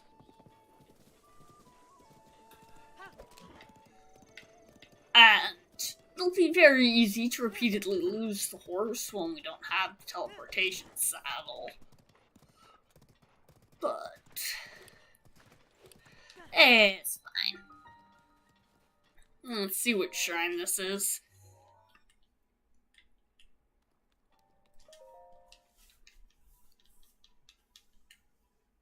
Temporary hearts are probably enough. The triangle aren't very important, but oh, it's this shrine. No, that's the one where you have to play golf, and it's so specific in how many hits the stasis takes. You literally have to switch between multiple weapon types, hitting the same thing to make it work. I ain't doing that. Hey, horse, I almost left without you already. Ooh.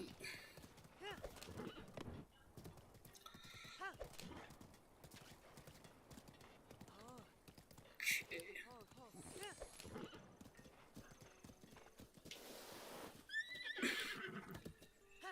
Yeah, I was heading directly for obstacles there.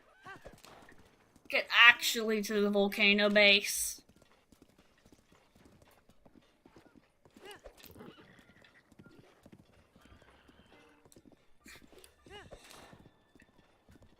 I'm pretty sure if I just follow this path, it'll take me pretty directly to the next stable.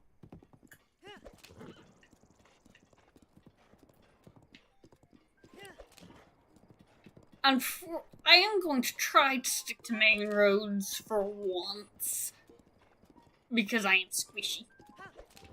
And I don't end up rock climbing so much, I just spend half the stream staring at the cliffside.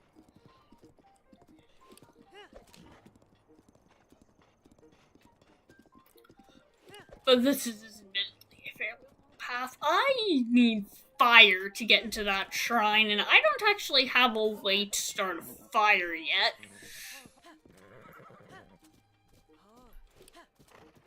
Actually, I'm gonna have blunt weapons, so I'm not gonna be able to start a fire without without red choo-choo jelly.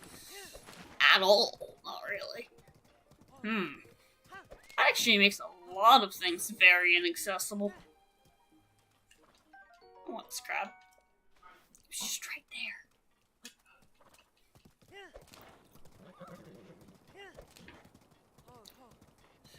I do really like the blue horses.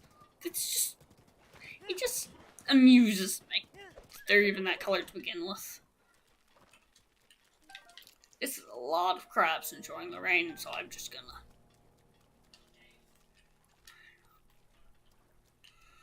run out of stamina and spook most of them, apparently.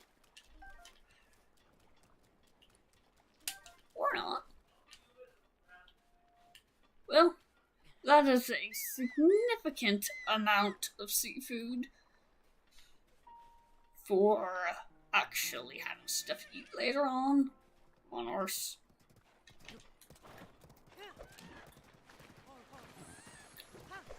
To Eldon.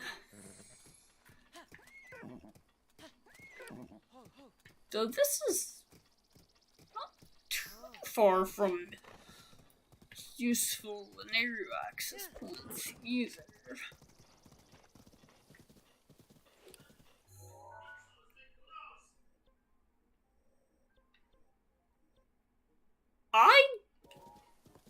I am going to Zora's domain right now, I think. Let's actually check the sign. You're almost definitely a Yiga. Okay. So it's just the path splits and I was paying too much attention to the tower. Okay.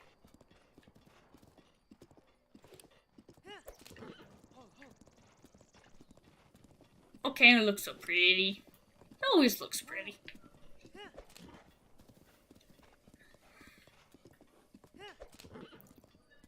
Just up to Aquila. And okay.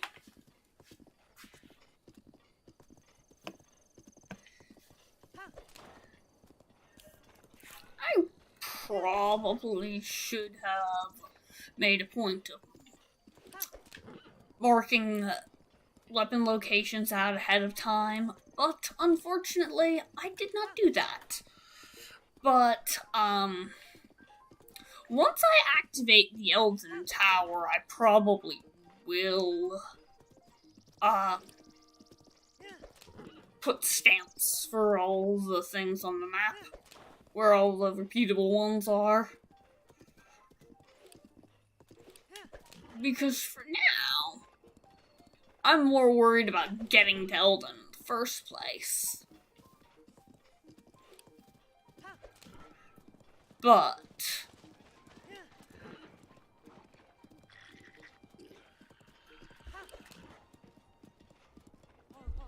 I probably between streams will mark up the map with stickers for all the chests and repeatable ones are both. I almost went and did that fully ahead of time, but then I realized I wouldn't be able to get it nearly accurate enough to be satisfactory or really usable until after I activate the tower. Oh, that's not good. Okay, I have the wizard robe activated. I just want the shrine. But the wizard robe's closer to the shrine than the stable. Right? Where's the shrine? There it is. Okay.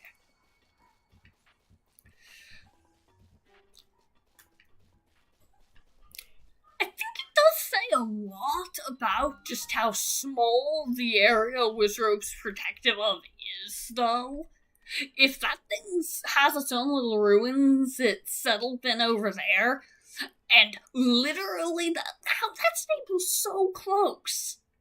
And that's apparently enough distance to not be an issue. Which I wouldn't have expected. But I guess it really is just they really only attack trespassers?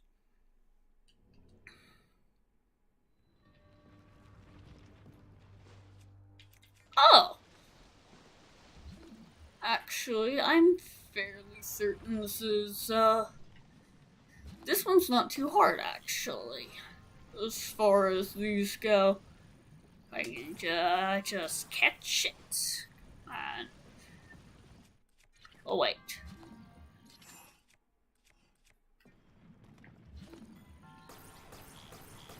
Does this work? Can this just let me insta-catch it when it releases? No. I thought I had clever, but I had just not.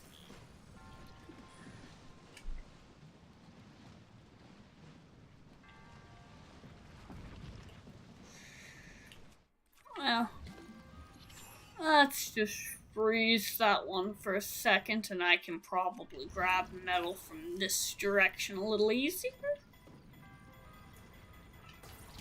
Yes, yes I can.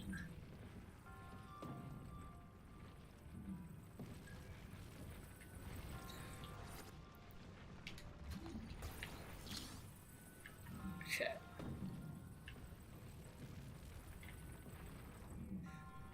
I'm not gonna bother with that chest, but this. Ah! No! No! No!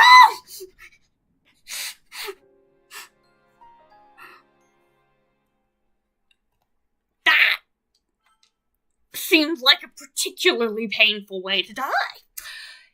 Yikes! Let's do that again, but better.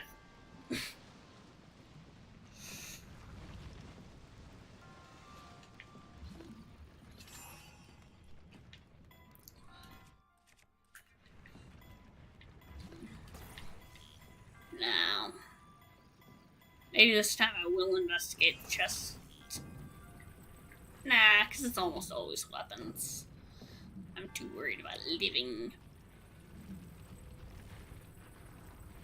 I'll have to be careful, because somehow I ended up between this and the rocky one before, and I don't fully know what happened there. Maybe it just accidentally lifted upwards, but we didn't let it happen again. That's the important part. Oh, wait.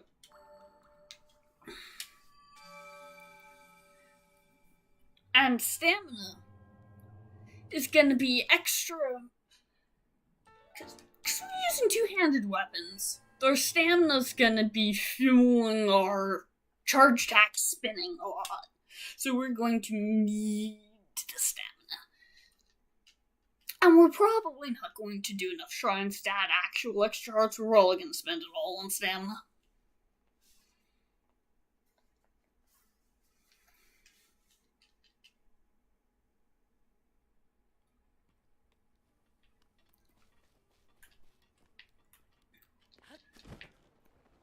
And that's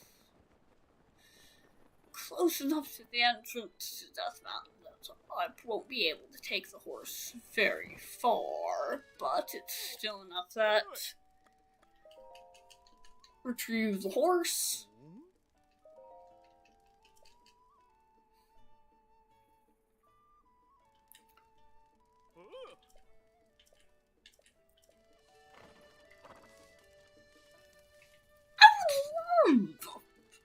To know how they retrieve the horse every time, because they can always retrieve your horse for you, no big deal, no matter where you left it, on the other side of the map even. I did not realize fully what that was when I picked it up. I'll put that down. Okay.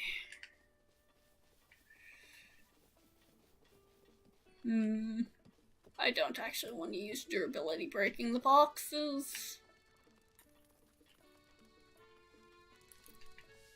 You sell things.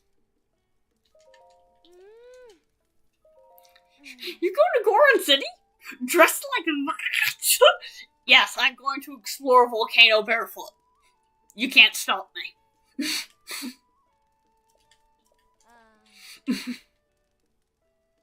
Oh! I probably need two. Oh, extra sledgehammer. Oh, actually, do have enough. I could probably break the boxes. No concert ability. Where's Beetle? We need Beetle. We need to sell things, but he's not here yet.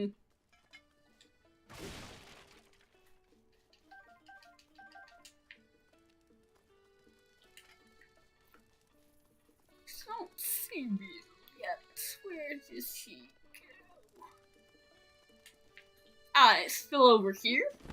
At your far end of his path.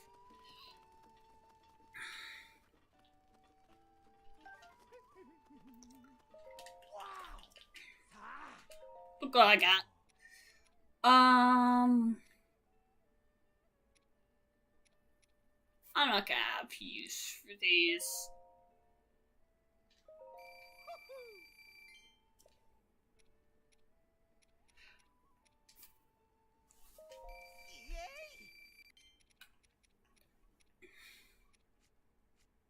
I'll sell more stuff later. And I think I should be good going to Goron City with only 2 of these elixirs. Cause, well, we are gonna get the,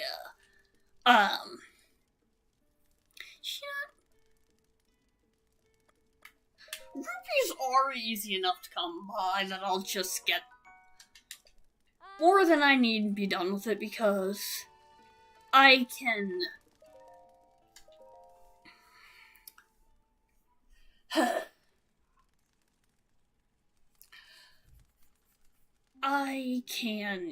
easily sell more gems and such.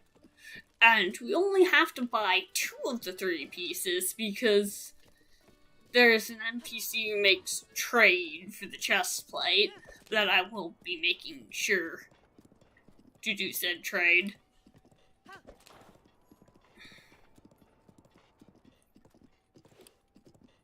And once we have the armor, arguably... Actually, you know what? These fireproof lizards start up on this path. I almost started hunting them now. I'm like, nah. Let's maximize horse usage while we still can.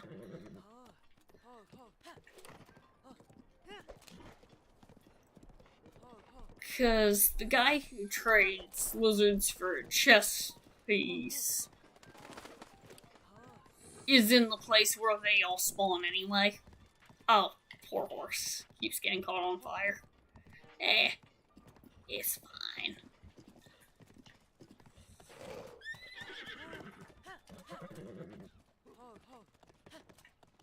Stop too close to the guardian pieces. Dude, are you really panicking because of the choo-choo? You're a Goron. I'm not even sure it's capable of hurting you.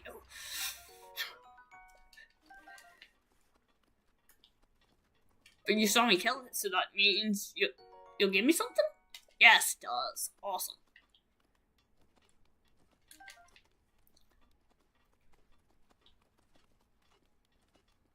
I love how the, a lot of the traveling NPCs like that basically are just, oh, if you kill something when you, that you happen to walk past while they're present, they just give you prizes.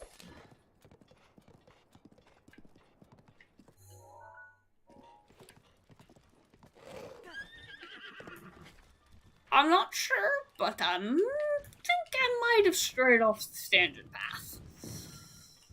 Oh well.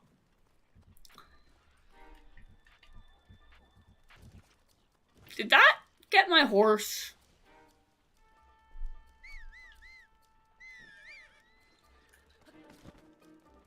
Horse!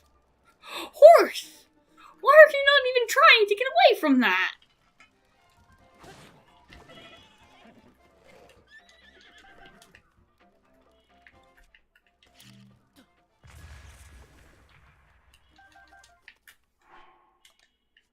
The horse was just standing there. He was going to let himself die. That's what I want to do. Gotta get up to that tower. And honestly, crawling up the lava flow probably is the fastest way up. I didn't even entirely realize that... Have I taken this path before because I didn't entirely realize that the boulders rolling down through this path were a thing. I'm not sure I've actually climbed up this particular... Huh. That's the beauty of this game, right? You played it tons of times and just still keep finding stuff.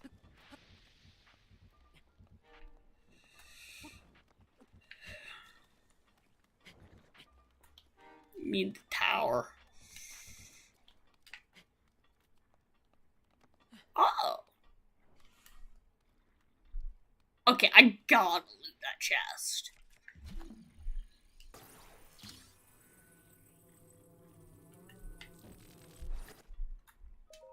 And they don't even know.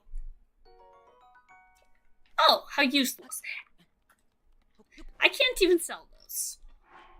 Well, I guess I'm just going to end up with an accidental arrow collection.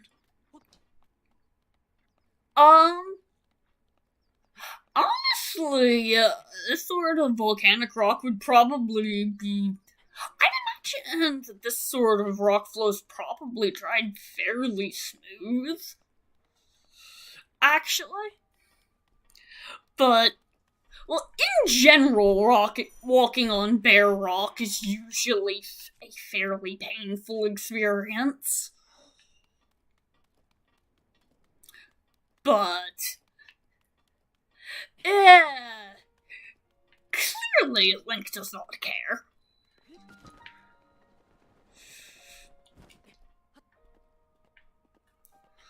So, how much of that can be put up to nerve damage from being dead? I'm not really sure.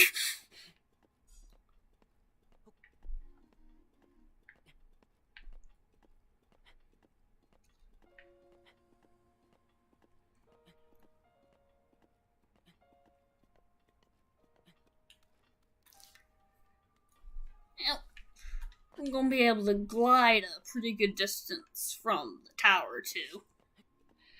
And I'm not trying too hard to find treasure chests with things in them and stuff, because the chances for them having modifiers from the treasure chests don't kick in until you've done Divine Beast or 2. So that I can probably collect most of the treasure chests after I've done at least one beast.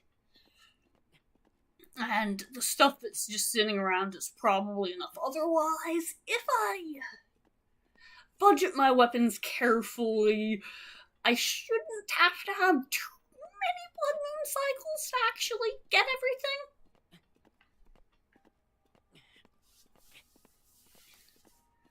Because even the weapons that are just laying on the ground are also blood moon resets. I'm as sure as I can be. Does that help?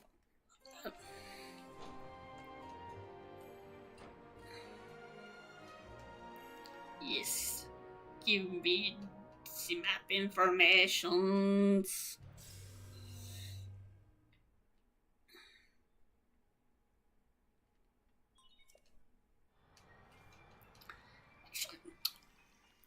If I actually can get enough of I wonder if I can actually get far enough to actually just get Redania. Or at least start that quest, maybe. I could probably at least rescue Minobo.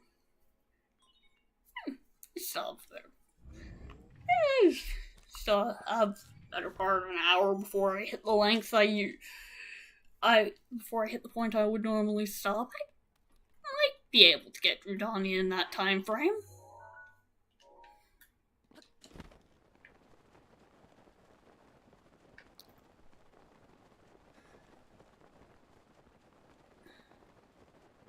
And I don't want to get lost while I'm still being timed, so I'll just follow the path to the quarry where I can trade for my first armor, and then I won't have to worry about it. Hello, Octorok. Don't mind me. Woo! You are going to. Okay.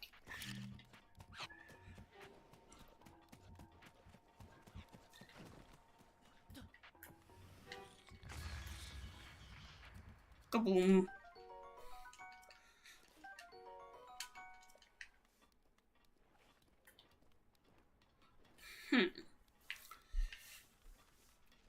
Gotta dodge the talus too.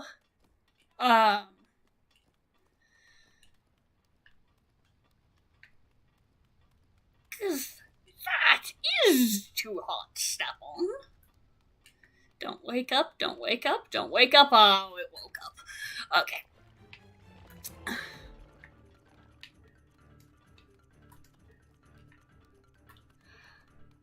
Yeah, this is a path, right? The problem's being on a volcano.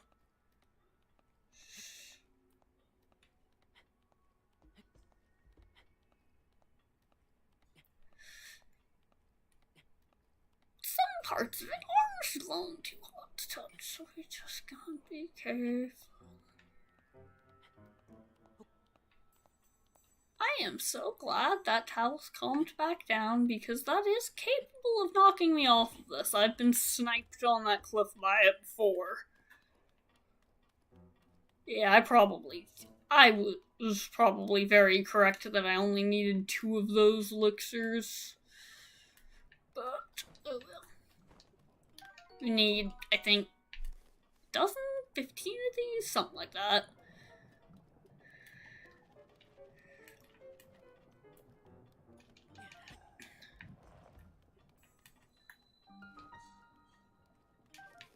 Get that. Rock salt's not very helpful. There are enough sledgehammers that I do want to go for the ore.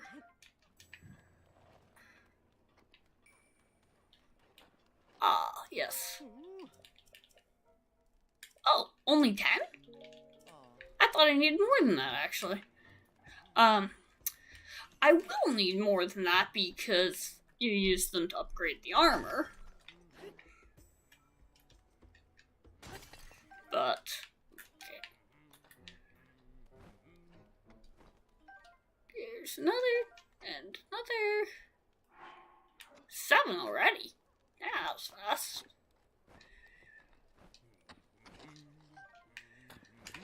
And I think I need a lot of them to upgrade. I think the either a dozen or 15 or something like that is the number needed for the armor.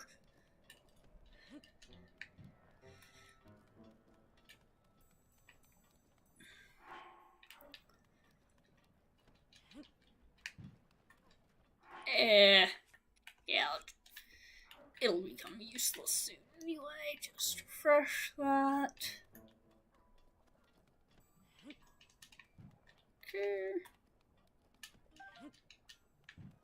Okay, there's... Ooh. Flint. Genuinely don't remember if you can spark fires off flint with a blunt weapon, or if you actually need a sword for that.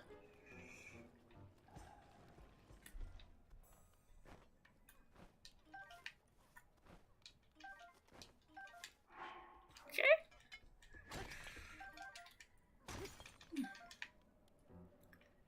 There's probably a takeable hammer somewhere over here too.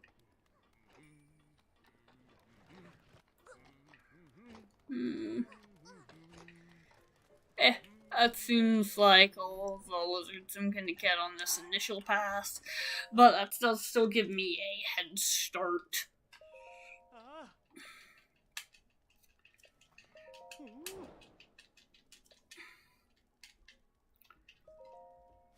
Give me the armor.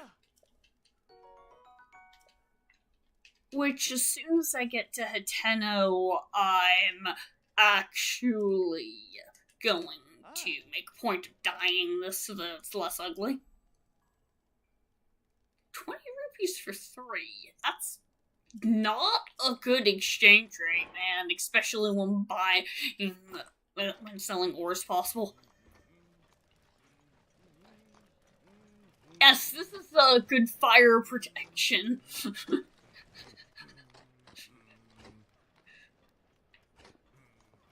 I'm evening out my tan. Or something, I don't know. This frequencies and family making afraid to my volcano.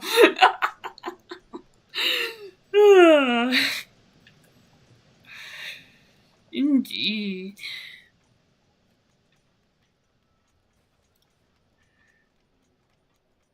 There's probably not a significant amount of anything without.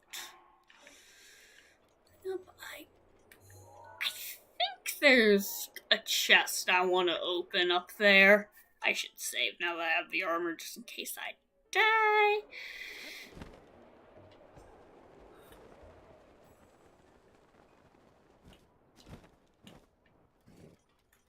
Because I want to say this is 2 jewels and a weapon I can use.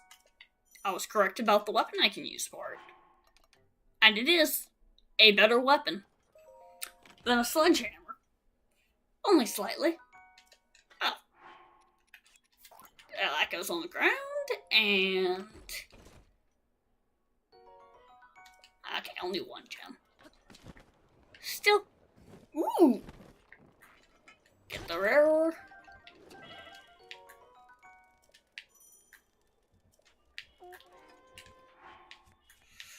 Ew.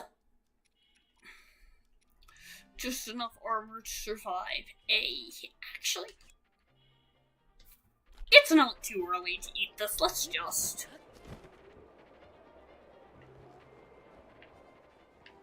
Ooh, almost to Goron City already, too.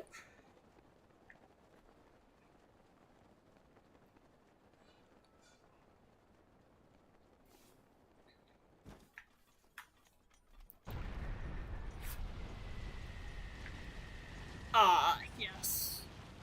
The cutscene Rudani rocks.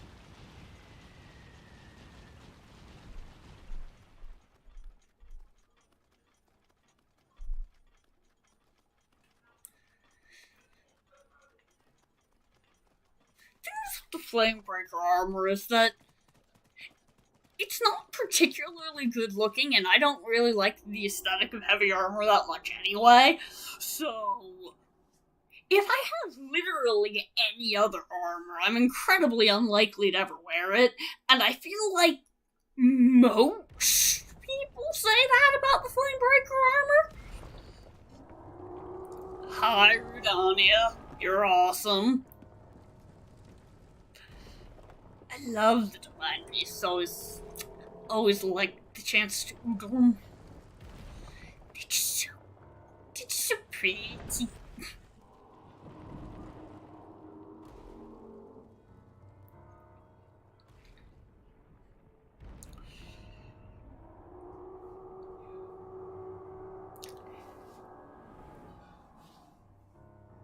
Indeed.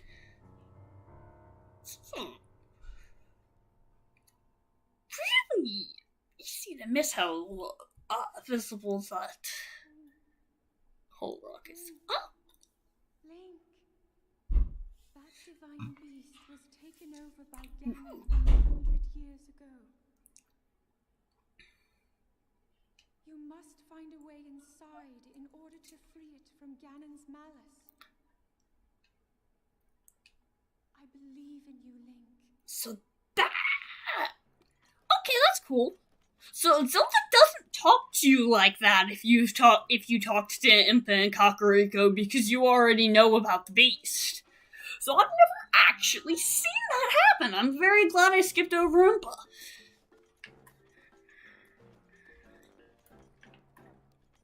I also know that the pots and jars in Goron City are one of the few places where you can just break pots for money.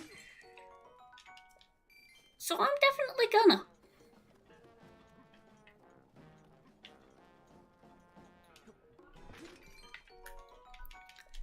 Because they can have purple rupees in them, so I may as well give myself a head start.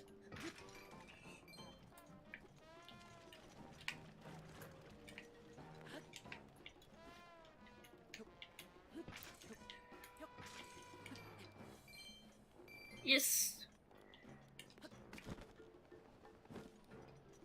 And you'll have things to say to me, but I need to sell everything first.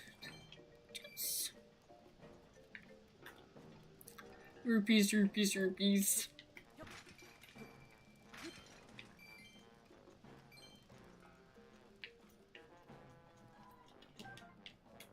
Another Cobble Crusher.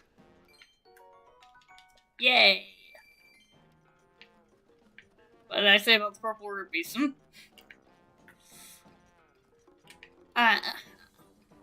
More over here. Nice. Rupees of every color. And more stuff. Sledgehammers barely deal any damage, is the thing. So they kind of are just holdover things. But that gives... If I didn't have this access to the sledgehammers, I wouldn't have a such thing as a even slightly disposable weapon. And I would have to be noticeably more paranoid about durability. Okay, 700 for that, 2,000 for that. Yeah, they make it really expensive to fully upgrade. But let's start by just seeing how much these gemstones will get us. So those...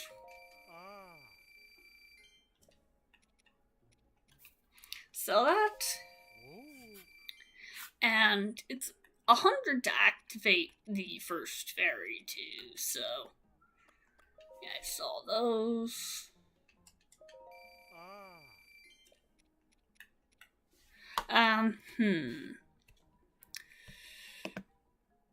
So, that requires, you know what? I'll sell these too.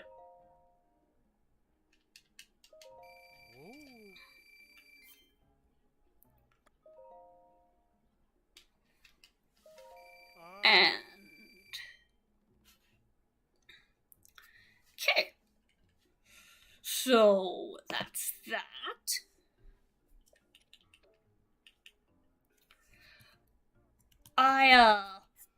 Will actually, if I remember correctly, actually, I can't even,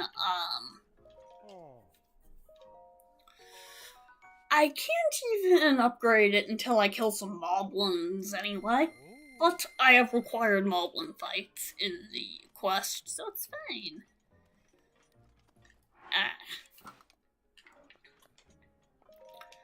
Okay. So... what could I get rid of total? A few hundred more? Actually, you know what? I'll just come back here. I need to go get Yunobo from the mine, and then I probably will have more things to sell anyway.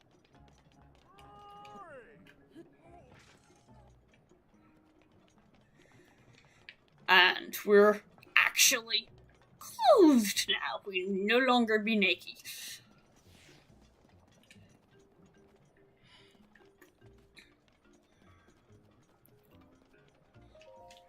Hello.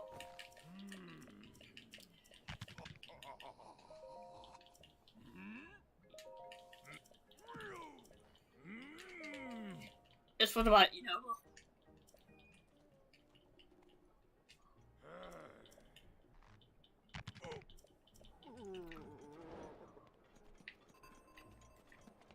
I can definitely already sell that last fireproof elixir I have too, but I didn't. I won't have enough total things to sell. I don't think, for that last armor piece. Yet? I don't think I'll have them for a little bit longer, so it's like, may as well just sell them all at once later. Unless one of these wants to give me purple rupee and help. Blue, at least that's something. Huh! I guess the birds do kind of switch posts, don't they? I'm not sure I've caught that happening before. I keep catching things I don't normally catch. And I always love it when that happens. See if there's anything useful in here. Get another orb, or is this one a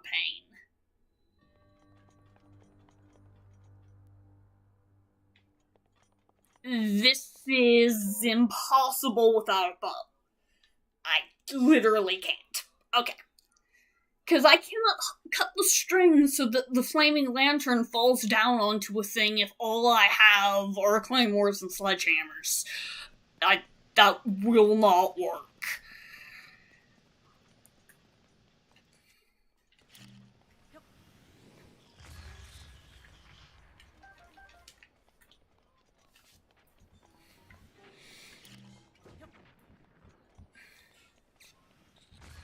Aha.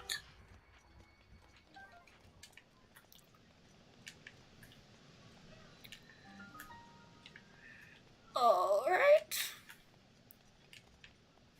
I hope I can actually get through done quickly. So many sledgehammers. But the thing is, these barely deal any damage, so they're actually pretty useless. Still, like,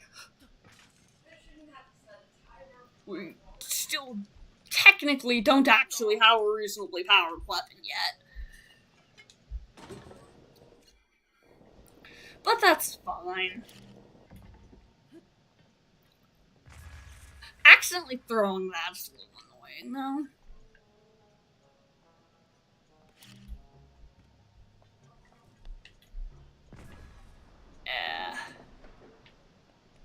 Yeah, make it so I don't have to deal with that guy, and actually, the other position aims at Lothalphos too, doesn't it?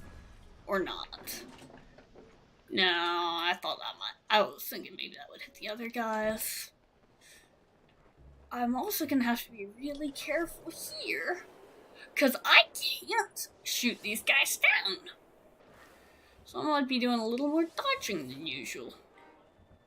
It's fine. Go. So. Aha! Exploded. And.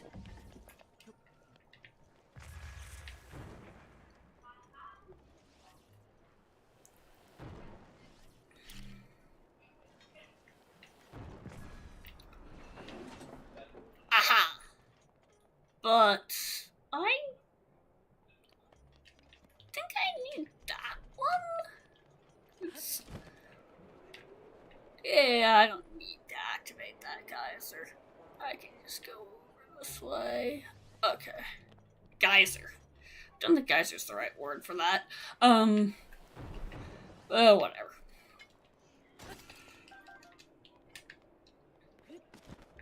More gems. More gems for more money, for more profit. So once we get the helmet, we can have something real nice to improve. It's probably, yes, I'm not even going to try to upgrade these fairy yet, because I know I need moblin parts. Let's just open this up here. Useless! You can't even sell those. Okay. Now, not that you'd ever want to sell arrows if you were playing the game the same way, but challenge runs do weird things to ya.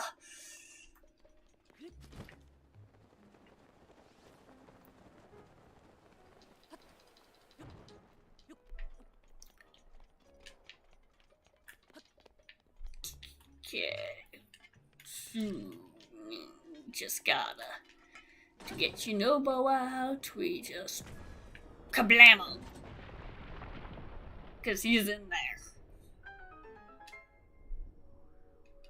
Yay.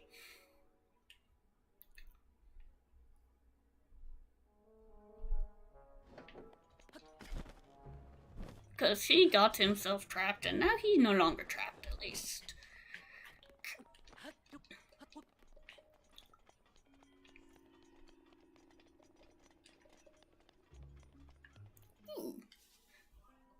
So much lootable stuff in here. Oh man, oh man, oh man. What am I gonna do?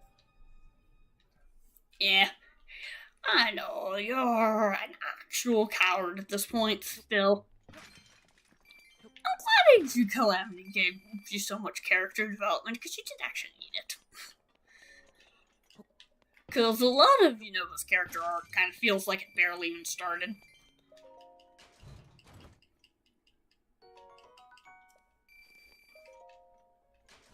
Well.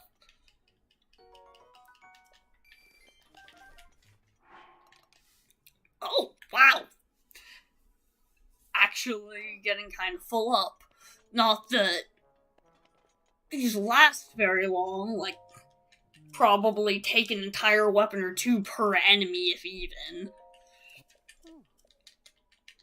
But hey, I've never had a Cobble Crusher be useful to me before because I always had things stronger.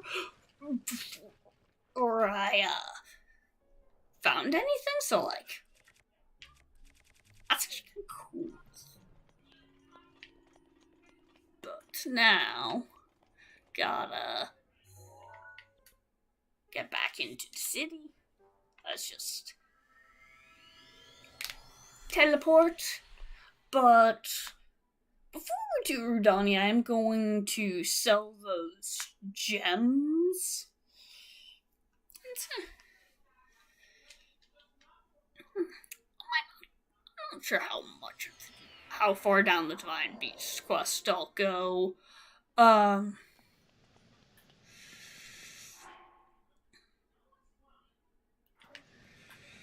Also, as nice as having all these sledgehammers technically is for not being defenseless, they are kind of less proper Goron weapons, and now that I have multiple other things, I think I am going to I'm going to try not to actually use the sledgehammers any more than I have to. Because I kinda just was using them. Well, for temporaries, mostly. Right, so just how much will I get from the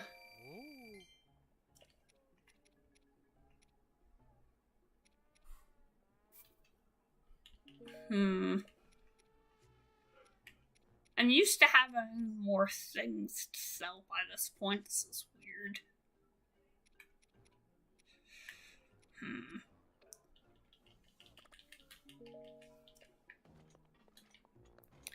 Oh well. I guess we're not getting the helmet before we talk to Yunobo.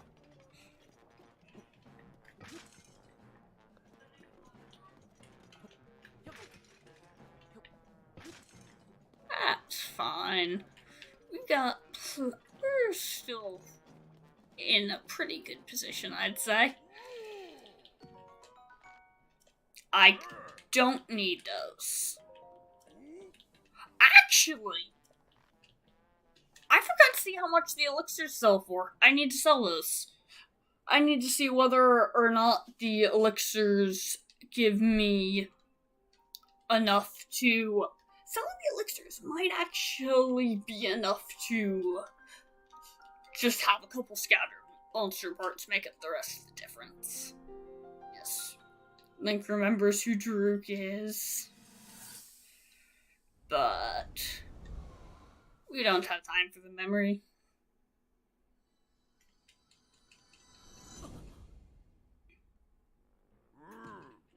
Just give you this is the only one of those that's gonna have a clear shot of Link's face because of the helmet we're gonna get, though. Link's face and his impeccable eyeliner.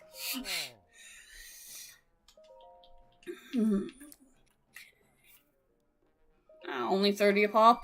That's not as good as I thought. May as well get them out of my inventory anyway.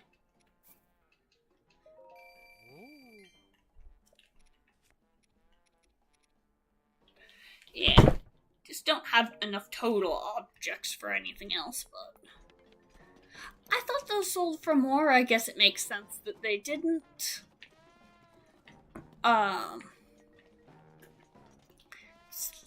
This path that goes up to where we'll be at. Anyway, these have not refreshed their anythings yet, but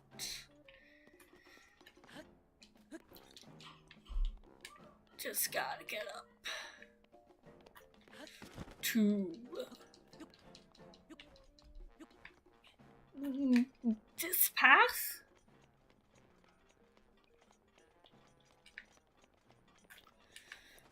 Here,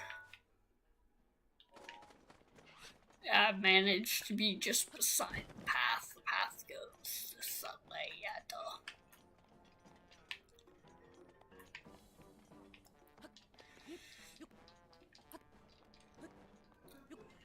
Oh, I'm still not high enough up yet, duh.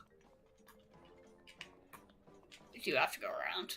I'm less familiar with the layout of Elden than a lot of the other places. I've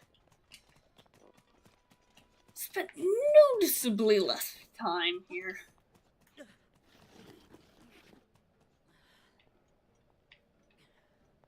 It's actually one of the last areas I actually managed to get into on my very first playthrough.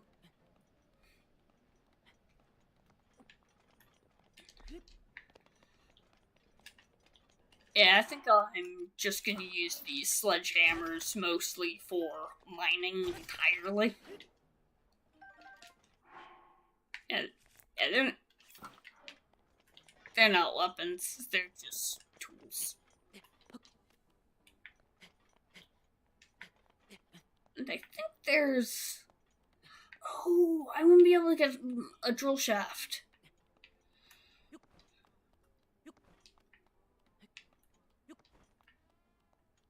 Oh, seriously? Yeah, at least I can stand there. Okay.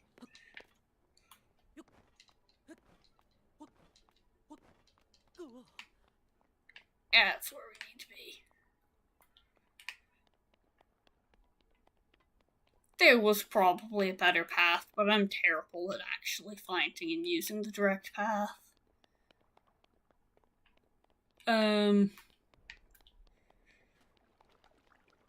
Hot springs, not useful when I'm this high health.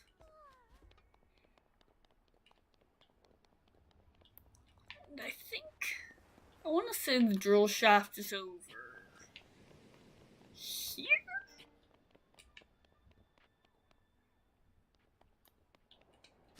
Ah.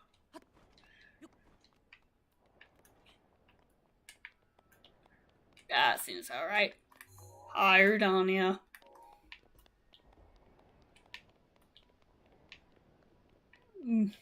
Yes, I think this is it.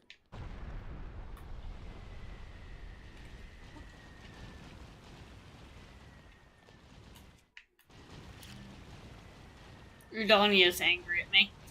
I know I am trying to approach you. You're going to be tamed. Yes, we need this. Spear. Kind of. Drill shots are fun.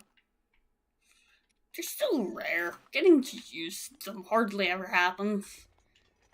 Especially since they're such low power on top of being rare. It's like, they hardly ever come into play, but when they do, they're so fun.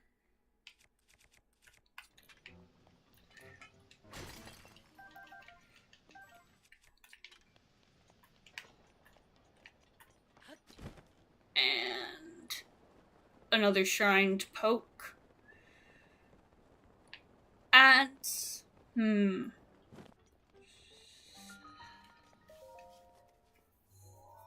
I think we might save helping Yunobo for how we start next time, maybe?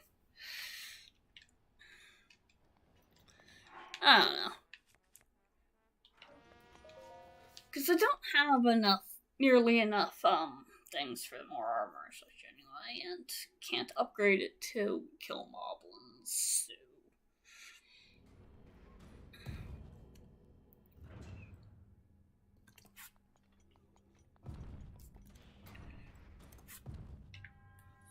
Ooh! I remember this shrine. This one's actually a little fun. We gotta...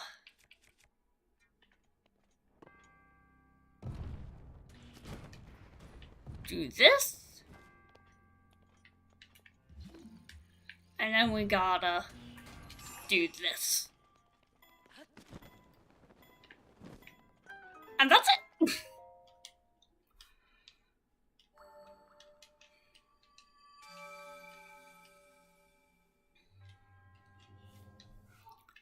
Yes. Orb. We have been sporbed.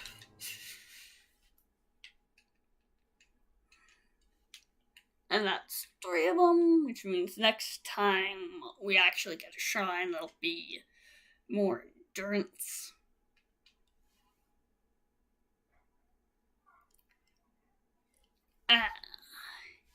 Oh, this stream been going pretty long, though. I think, well, it probably only does take like half an hour, probably, for the Divine Beast thing. I think it would make more sense to pause it right before even starting to interact with Yunobo and just jump right into the actual Divine Beast quest next time. But we're at least gonna get close. Ooh, I saw a real nice view of Redania. Always looks so neat. And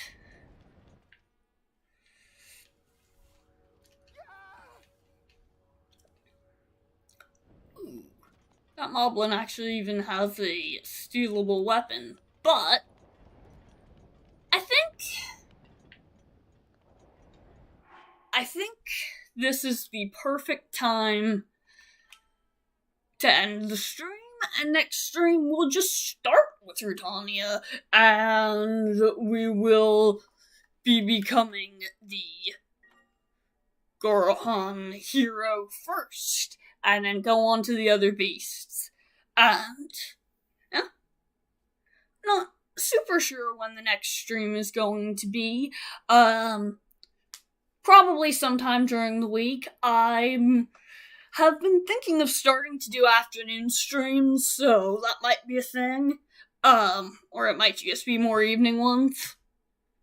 And with that, I will also there will be another video out on Friday as well, like an actual video. So keep an eye out for that as well. And I'll see y'all